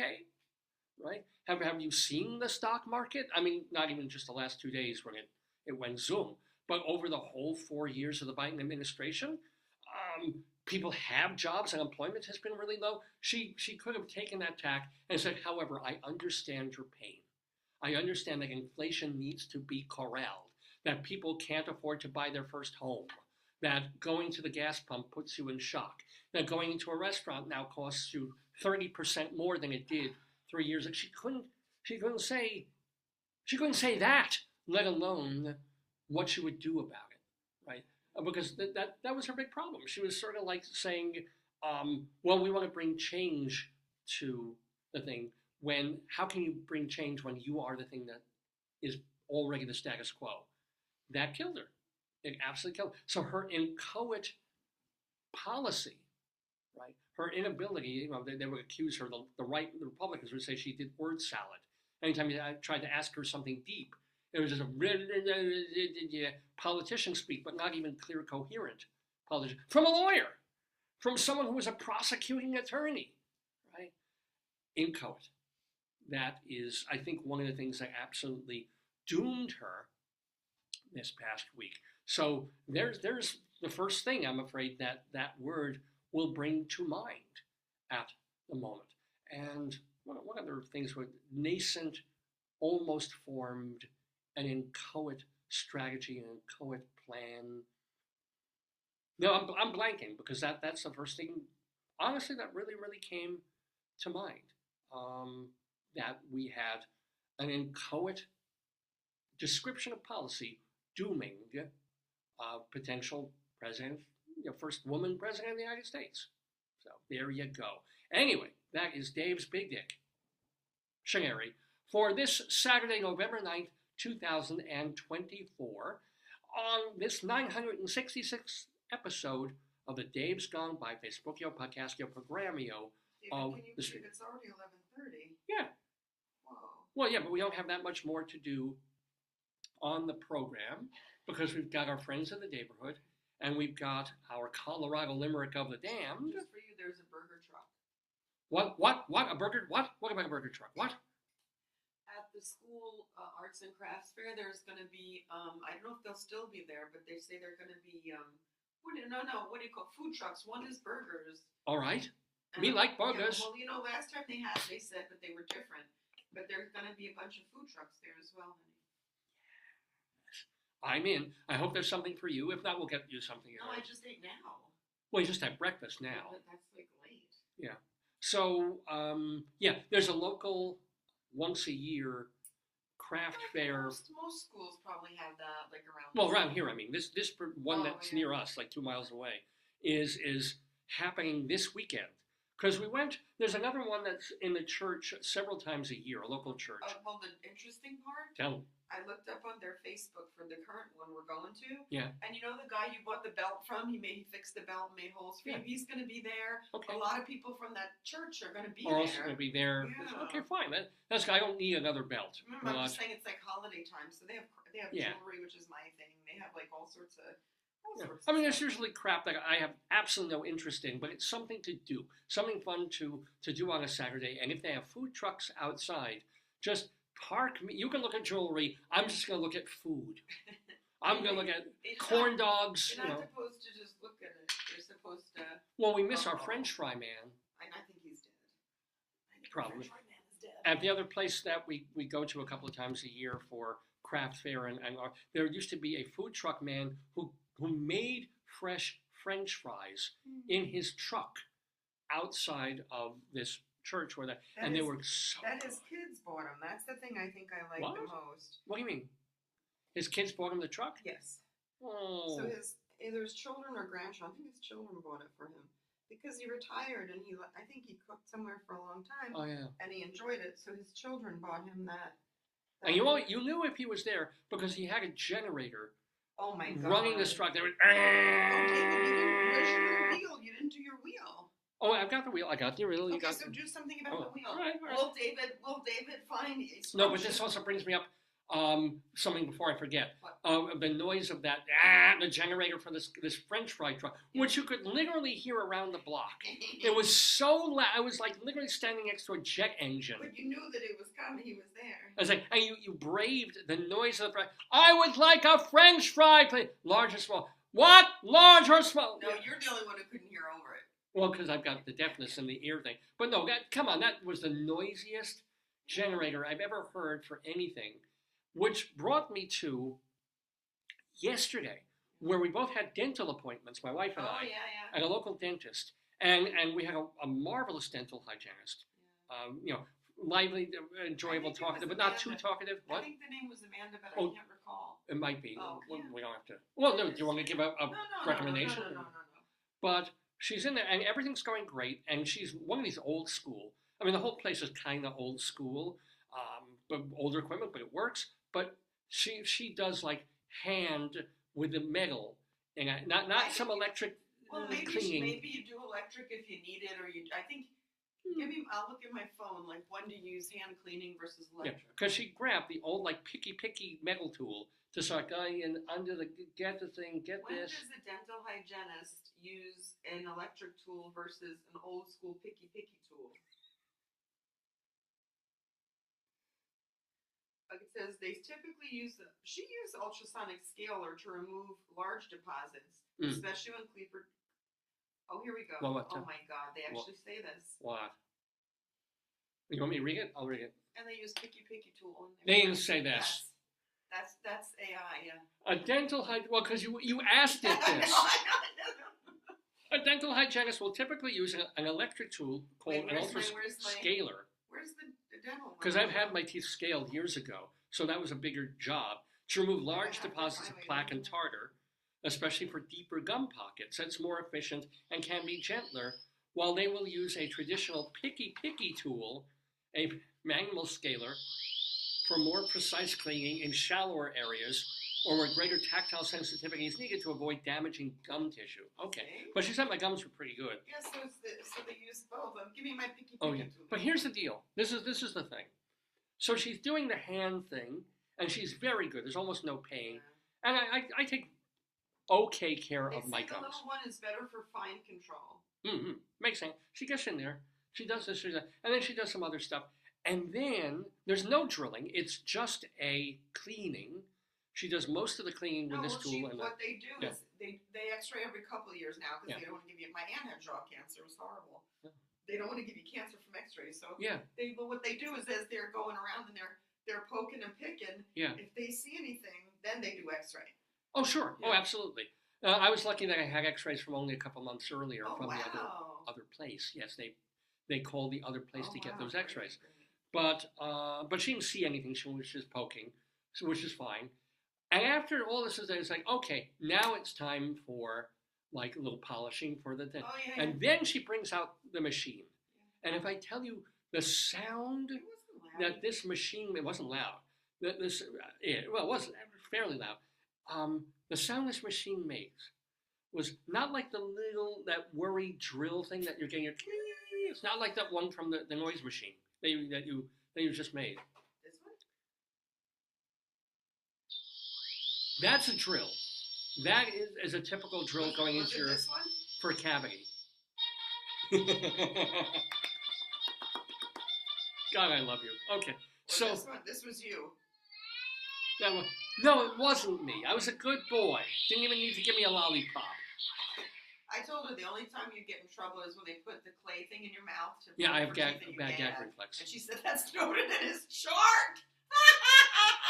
That's noted in your chart. It's noted in my chart and in every gay bar in Baltimore. Yeah, I saw that. Terrible gag reflex. No, I really like them. But they're very kind people. They're very kind. They're very patient. They know their patients. They're very loving women. Yeah. No, they were great. I really, both of them, both the main dentist and the dental hygienist were great. But I want to talk about the noise here. She was telling me, she was cold, she was walking her dogs. They're very friendly. Oh, yeah. Which is good. You don't necessarily want a dentist who's like the guy in Marathon Man. It's like, is it safe? No. Is it safe? No. They're not like that at all. Or maybe if they hate a patient, they probably could be. I don't think those women are capable of hate. Everybody's capable of hate. But I did hear about her international trip, which was great. I wanted to travel. Oh, well, we can. We should. We will. She puts on this machine just to polish the teeth, right? So I'm like, okay, I'm in easy street now. This is because she's done the picking, she's done the pulling, she's done the this, she's done the air, which if you've ever heard the Robert Klein dental routine, he does this thing, and then the good old air. It's like, because it's like cold air blowing in holes. I didn't have But it wasn't air. bad. I had air. I had a little bit of air. I had that thing where they suck the moisture out. Oh, I got the I sucky hate sucky. that. I miss the spittoon. I don't like either one of them. I think they're awful. Oh, I love this. I could see my own blood running down the thing. I was afraid because I took Tylenol for my headache that I was going to bleed, just that I didn't have bleeding gums. I was afraid. Wonderful. I'm a bleeder. But it wasn't. I did the sucky sucky, close your mouth, Oh, and good, sucky sucky, which I'm probably going to get canker sore from it because I can feel it. Do you want starting. to put the medicine? Not yet. In a day or two, I'll need it. If you put the medicine, will it prevent it? I haven't I heard don't about know. that. Is it a preventative? I've seen some in the stores where it says Because it's antiseptic, which is a good thing. But I think So- there's some in the store that is supposed to be like a. Ooh. It'll stop a canker sore in its Like tracks. it's supposed to, you put it on, it's supposed to, like, you can take medicine after allergy, or you can take it to prevent it, so. Okay, I don't know. I'd try it. But thing was, now it's time just for polishing. It's time just for brushing. Yeah. It was funny, they didn't ask about flavor. It was like that, Yeah. it was like a Calamine. calamine flavor, I thought. Yeah, it's nothing. Didn't bother me. No. They didn't have to say, "Do you need bubble gum or cherry?" I'm like, just brush my teeth. I don't care. Mint is nice if it's minty. Just brush my teeth. But the sound of this toothbrushing thing was like, it's literally. I told her it sounds like a ferret going into a blender. What? It was the most horrifying. What worse than a high pitched drill sound? Maybe you should give me a new one after you kill the ferret. It was a lower pitched thing. I was like, we're in 2024. Cannot they devise a machine that has like music while you're? Or what about no sound or no? Yeah, just cover. But I swear to God, watch this president. I think that was her, David. I think that was her. I was like, what is it? Is it to cover up the screams of the patient? What is making that noise? It was awful. And it was, of course, painless. It was just a brushing thing. But it makes you think of horrible pain. I believe it was the polishing, honey. Yeah, I'm sorry, polishing, yeah. I guess it's I don't know. They've got to do something about that one, because anybody in the waiting room Why don't you would hear demonstrate? that. You have teeth in the toothbrush there, don't you? Oh, wait, I do. I have teeth And don't you have the toothbrush? somewhere in. It may not be in that thing. It might be. But his teeth are looking pretty good. We The had gums. that packet. Remember the packet? I said the gums are kind of red. Yeah, it probably got all unglugied in there, and the giant pilage of stuff. I don't know where the packet is. It's got to be in there somewhere. It could be on any one of those shelves, Oh. or where we have a brushing thing.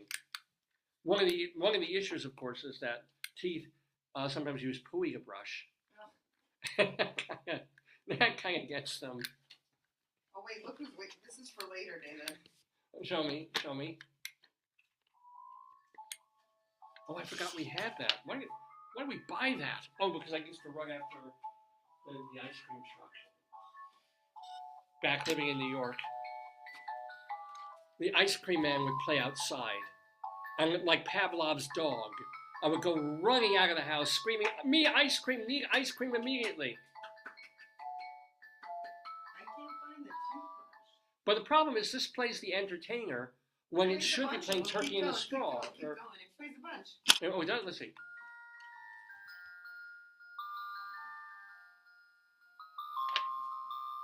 That's where No you're ice gonna cream truck plays that. That's where you're gonna go later. Get your hamburger practice. Yeah, but this is the song.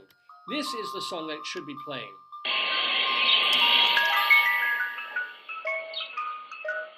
That's the song.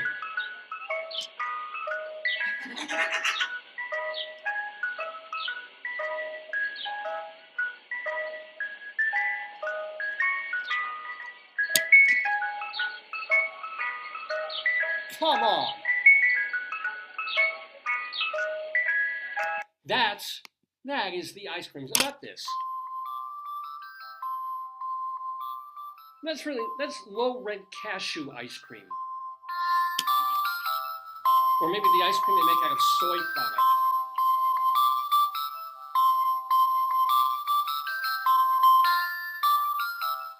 speaking of soy, yo soy Dave Lefkowitz. You're watching Dave's Gone By, our 966th episode of the program. We've got just a little bit more to do. I do want to talk about the friends of the Daverhood. These are people who have been on, these are people who have been on this program both today and in the many, many dozens and dozens of months that we have been doing this show all the way from the very beginning. Because once you're on the show, unless you do something to piss us off, you're a friend for life. You are a friend, a family member of the Daverhood. So, who are some friends of the Daverhood that we're so proud to have out on the show? Well, first of all, Peter Onorati.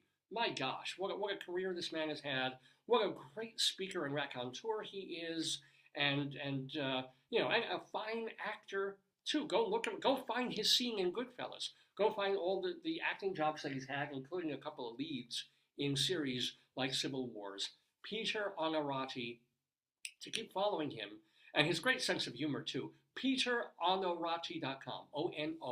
ONORATI. PeterOnorati.com. And also, well, we didn't have Rabbi Saul on this program, so I won't tell you to go to shalomdammit.com for all his stuff. I won't even mention it. But I will mention that other people who've been on this program in months and years past include, I haven't even played, I'll play this music then.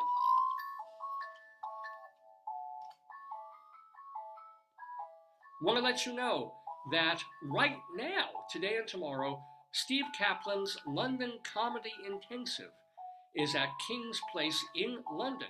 So he does this online, he also does this in person. It's kind of like what Robert McKee used to do with screenwriting classes. He does that for writing comedy. Steve Kaplan used to be the guy who co-ran Manhattan Punchline, the off-Broadway theater in New York. So if you want to learn the tricks and tools of writing comedy, screenplays or plays, check it out. It's a London Comedy Intensive from Steve Kaplan, and it's this weekend. Want to let you know that on a Sunday, tomorrow, Clea Blackhurst is doing her Ethel Merman tribute at Chelsea Table and Stage over on West 26th Street in Manhattan. And the same day, you can also go see Karen Mason at 54 Below. She has a new CD out, Karen Mason and All That Jazz, so she's going to be doing songs from that, and you can see her at 54 Below tomorrow. On Monday, they're doing an industry reading of Moliere's famous satirical play called Tartuffe, featuring Andre de Shields. It's kind of it's an industry reading. I guess they want to see if they can bring this to a commercial production. It's being done at Sunlight Studios on Monday. Also on Monday, hey, Bruce Valanche is launching a new podcast. It's called The Oscars, What Were They Thinking?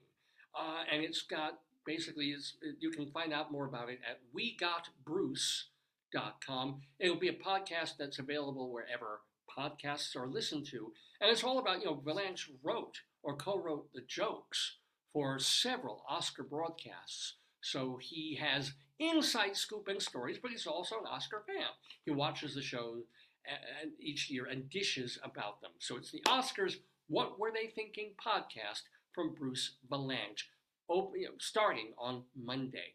And then also on that same Monday night, November 11th, Steve Ross, the wonderful Steve Ross, is at Birdland with his cabaret show, Puttin' on the Ritz.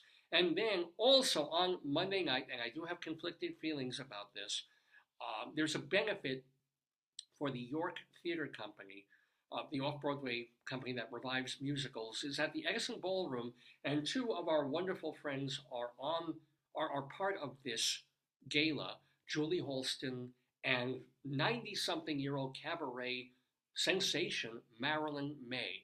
The only thing is, if you've been following the York Theater this past year, they had a thing where the guy who's run the York for 20-something years, Jim Morgan, he apparently had a real tete-a-tete Zoom meeting with someone else at the York, said some things that were perceived as, or maybe really were, racist and unfortunate, and then suddenly Morgan was out, unceremoniously, kind of essentially forced to vacate his post as head, not to mention head designer of the York Theater. So just some unfortunate and unfair stuff, I think, going on there. But if you want to support the York Theatre and their future going forward, their gala is on Monday, and it features Julie Halston and Marilyn May. Happier music, because we have an alert. It's an Austin Pendleton alert. Because Austin Pendleton is co-directing his play, getting a revival. It's called Orson's Shadow, and they're doing it at Theater for the New City, downtown, running now through December 1st. Hey, running now through November 23rd, my cousin. Oh, it's so good to mention this because I lost a cousin a week ago. I lost my cousin David out in California. But I have another cousin, Scott Arangow, and he is doing the set design for The Z Team, which is a play being done at Theater Row, the Theater Row building over on between 8th and 9th or 9th and 10th Avenue in Manhattan. So go see that, The Z Team, and go gape at it because my cousin Scott is doing the sets. Yay. Jill Sobule, her hit off-Broadway show, Fuck 7th Grade, is back again. They keep reviving it. It's at the Wild Project on East 3rd Street, running now through the middle of November, running now, now through late November out in Washington, D.C. at Arena Stage. Ruben Santiago Hudson is directing a play called The Other Americans. So yay for Ruben, and it's got a big star in it, John Leguizamo. So go see that at Arena Stage in Washington, D.C. Playing now through November 24th, a new play by Jose Rivera called Your Name Means Dream is being done at New Jersey Repertory Theater in Long Branch, and it features Sarah Kobiak. She played a role in my short play, Restoration Playhouse, when that won an award and was produced online in 2021. So, yay. Who else? I mentioned Marilyn May. She is doing Marilyn May by request a couple times a week at 54 Below, now through late November. Also now for a limited run at Manhattan Theater Club off-Broadway, their city center location. Eric Jensen is starring in a play called Vladimir. And I mentioned Julie Halston. She, Monday night is her free night when she's doing this York Theater benefit, because the rest of the week she is on Broadway in that revival of Our Town at the Barrymore Theater. Aladdin features music by Alan Menken, and that is at the New Amsterdam Theater. He also did the music, of course, for Little Shop of Horrors. They've revived that at the West Side Theater off-Broadway. It's been running for a few years now, still is. So shout out to our friend Alan Menken. Katie Sullivan, she appears at the Algonquin on Tuesday evenings. Vince Giordano and the Nighthawks hold court for 2 performances at Birdland every Monday night at 5:30 at 8:30 in the evening. Jim Caruso's Cast Party every Monday night at Birdland.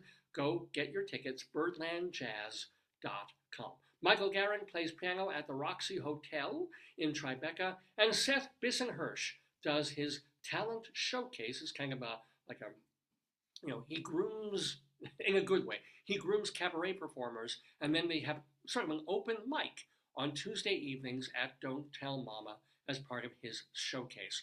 Evan Seplow is the founder and editor of StageBuddy.com. David Sheward writes for TheaterLife.com, CulturalDaily.com, and my own TotalTheater.com. And Vicky Quaddy still does Late Night Catechism and Are You Smarter Than Your 8th Grade Nun? All around Chicagoland, including the Greenhouse Theater. And I'm gathering, I would guess that around this time of year, she's starting to do Christmas bingo, or will be, maybe post-Thanksgiving. Anyway, big shout. All these are people who were doing our quiz, our comedy quiz, for many, many months, and I kind of put a hold on that because I've been so busy. But we'll bring them back. We'll get Vicky Quaggy back on the show. We'll get David Sheward back on the program, too. And Leslie Hoban Blake, who co-hosts with Charlie Gross 2 on the Aisle, a theater review show on YouTube. Demonstrate with your teeth. I'm only doing extraction. My teeth are But you good. could demonstrate use it as a scraper. Oh, here we go. There it goes.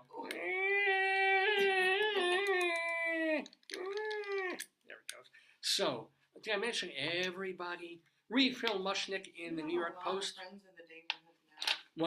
When you're on the air 22 years, no, I know. I think it's great. we made friends. We made a few enemies, but mostly friends of the day. Mostly friends. Not all.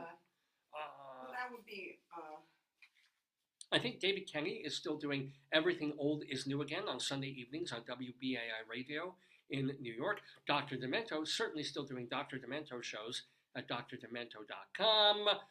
Oh my God. And Larry Kerwin, he's doing his his radio show, Celtic Crush, 3 times a week on Sirius XM, the Loft channel, channel 710. The Loft?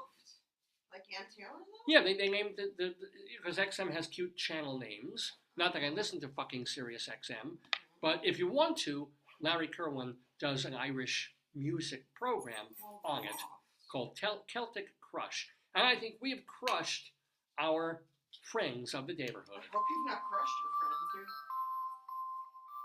Oh, wow, cool.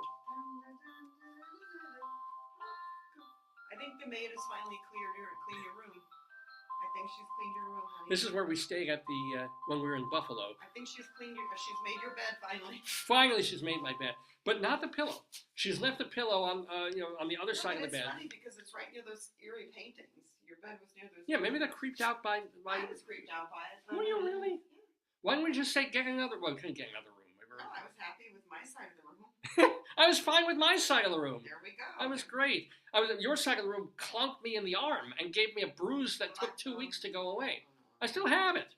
I still have my arm bruise. You should have done Bruise Watch as well. Oh, you know. You're so obsessed with Bunion Watch, but perhaps. Well, all right, hold on. Let's. Okay. I gotta take off the whole darn shirt to do this. Hold on. David, you just want to take off your shirt. I do. I want to. Daddy said Look at no. that. You take off the shirt to show my bruise. He said you're naughty. Now, understand this bruise is 2 weeks old already. This was when the giant door of our hotel room, because all the hotels have these big, heavy doors with big metal handles. Because it was a sanitarium. She's not kidding. The Richardson Hotel in Buffalo, New York, on the campus of SUNY Buffalo, was a mental hospital. And they still have an active hospital there. Maybe I should have stayed there for a few weeks. Me too. I could have had so a good time. This is what the doorway did to me. It clonked me literally in the bicep.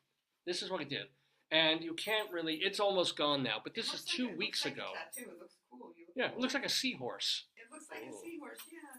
Look, you get to see my arm. But this was blotchy and black and brown. It was bad, ladies and gentlemen. No, it did look bad, yeah. And it wasn't painful because I didn't press on it. If I did, I think I would have howled. You did cry. I cried. Well, no, I screamed the F word into the hallway of the hotel when it happened because it hurt like a mother. It was nasty. Ugh. But anyway, let me get my shirt-ish back on because I feel like I've just come from the doctor. You look so pretty. Thank you. You had your feet examined, and does the doctor examine your feet like for normal people, not people with chronic condition? Well, they do, what's the tappy tap? They do the reflex. Oh, yeah. They do the knee. But I think you leave your shoes and socks on unless they're specifically looking for diabetes or something. I don't know. Wow.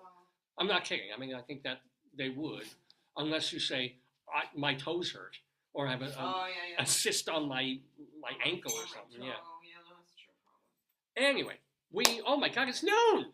It's noon Eastern time here in the Daverhood, and you've been watching Dave's Gone By. I'm going to leave this open because it's time for our Colorado Limerick of the Dam, ladies and gentlemen. Can't finish a show without doing our Limerick, because my wife and I lived in Colorado for many, many years. We were living and working and teaching out there, and I got it into my head. I saw a map at one point, and it was like, I don't know what made me do it. Made you start doing it? Maybe I wanted to start with Greeley, and I realized that word rhymed with some other fun words. And then I could write a naughty, cute limerick poem about Greeley. And then I said, there's Vale. Vale is easy. And then there's, I don't even remember which one I wrote honestly first. You brought in your files, I'm sure. I probably do from when I first started doing them on Dave's Gone By 5 or 6 years ago. Literally. So I would know the ones that I've written many more recently in recent years, but I probably had a couple dozen of them before I started announcing them on the air. Maybe I did. I'm ready with Mr. Actually, wait a minute. Well, it's could literally go through the archives. I could do it next time. Yeah, I mean, and try and figure out when I When you debuted reach it. a big momentous show, you could, Yeah. Okay, I'm ready. All right, hold on. Let me then, The chickens want to hear it. Bring one chicken. He wants to hear it. well, this week we're going to Balzac, Colorado. Not Balzac, Balzac, like the writer, actually named after the writer, the French writer Honoré de Balzac. There was a Balzac, Colorado. So I'm going to tell you a little bit about it. A ghost town? It is. Supposedly. And yet they say that What does it's that mean? populated. So let me play the music for our Colorado limerick of the damned. You're the poetry man. A limerick is a comic verse of 5 lines, in which lines 1, 2, and 5 will end with words that rhyme. And likewise, verses 3 and 4 also end with words that rhyme. So this is a limerick. Rocky Mountain, Colorado, Colorado, Colorado, Colorado. So there is, or suppose it's a ghost town, but now they're saying it's just a place, and they still kind of use that name as a town designation. It's in far northeastern Colorado, not that far from Greeley actually, in Morgan County, 15 miles northeast of Brush, the horrible, horrible place called Brush, Colorado. And, supposedly ghost, but kind of a populated. Are you able to find anything about it? I'm trying to get your, I'm going to get your motion alerts off. I'm just doing your alerts. She's working on the ring thing. Okay, so that's all I have.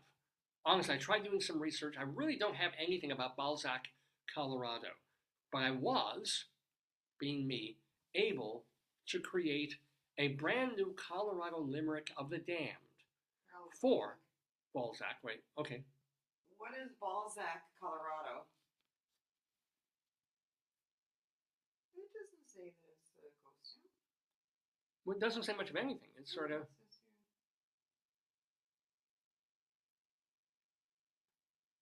it. Yeah. It doesn't say it's, I don't think it's extinct. It might not be. That's the thing. Some people call it a ghost town. Everybody else says, no, it's just a designated place, but there's nothing... It's in Morgan County. Yeah. Mm-hmm. 2 Colorado communities, one in Morgan County and one somewhere else. It's a hamlet. It's a small community. Oh, it's a hamlet, as opposed to a Macbeth.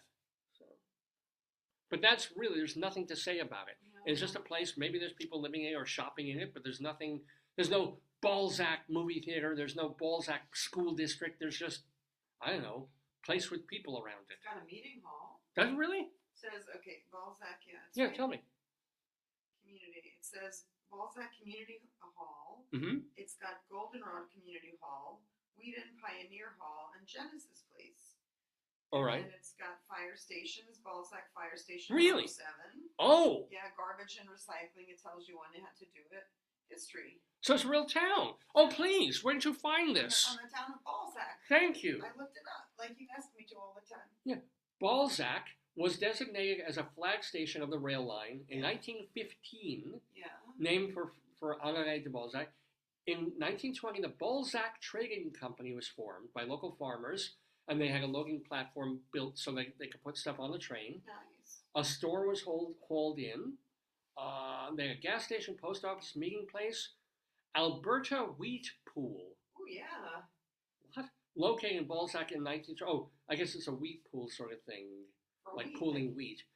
Yeah. They built a grain elevator in 19... Oh, this was a happening town.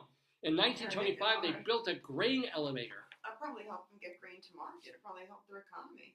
And the hall itself, Balzac Hall, was built in 28 and is still there. Yeah, It's still... Oh, my God. They built a greenhouse in 1982? You know, Well, might have talk to me. confused you. There are 2 towns Uh-oh. named Balzac. That's why. So Yeah. maybe you got the wrong. Rocky View Balzac, a large meeting hall, community recreation center, a You little bit can more. click all the other amenities. They got a lot. They have a water treatment plant that became operational in 2010. So they're still. I mean, they're still up there. If they're operating in 2010, they're still alive. It doesn't have a library there. It has a nearby library, That's okay. park and recreation. There's a Balzac school. No, not directly. But still, It's got but stuff, still, yeah. Balzac! Yeah. Wait a minute, what? What? Listen, What's wrong? hold it, this is weird. What? Oh no, Oops. What? No. This is Balzac in Canada. Oh. Oh no. Is it so totally wrong country, Oh no. totally wrong place, totally it sounded right, didn't it? It said Balzac Rocky Dam.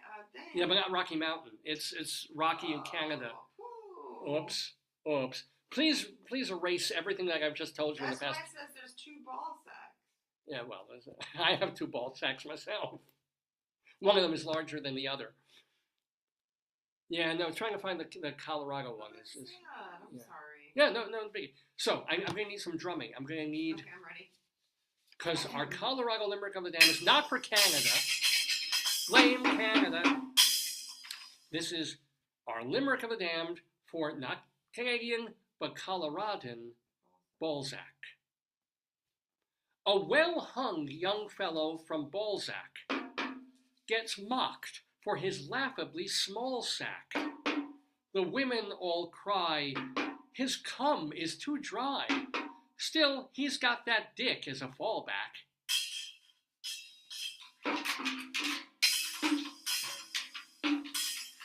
Yeah.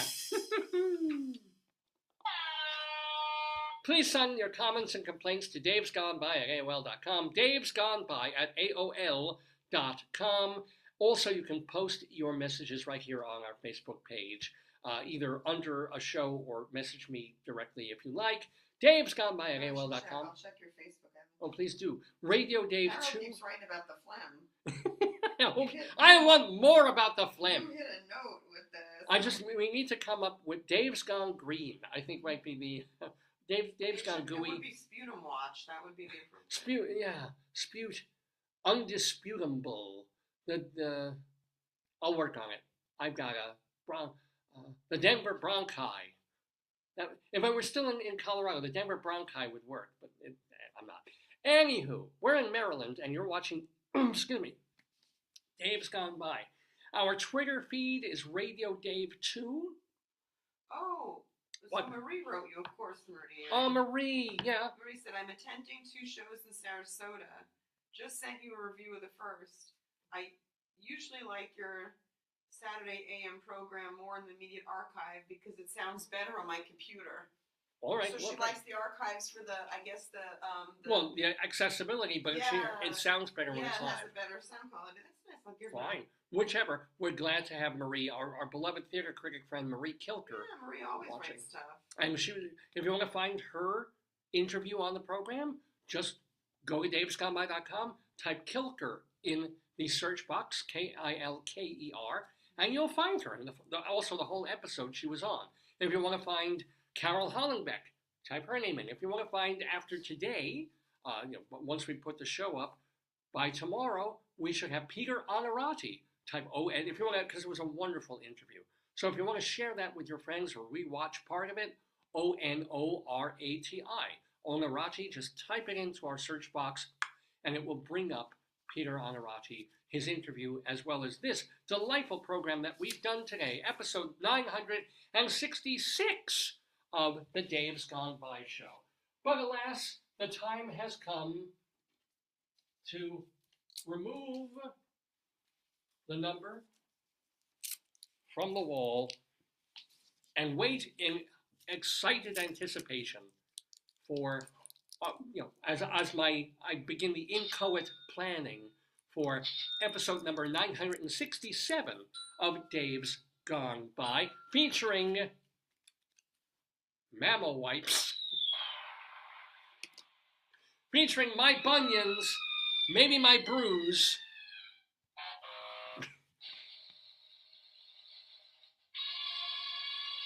So don't miss your Dave's Gone By.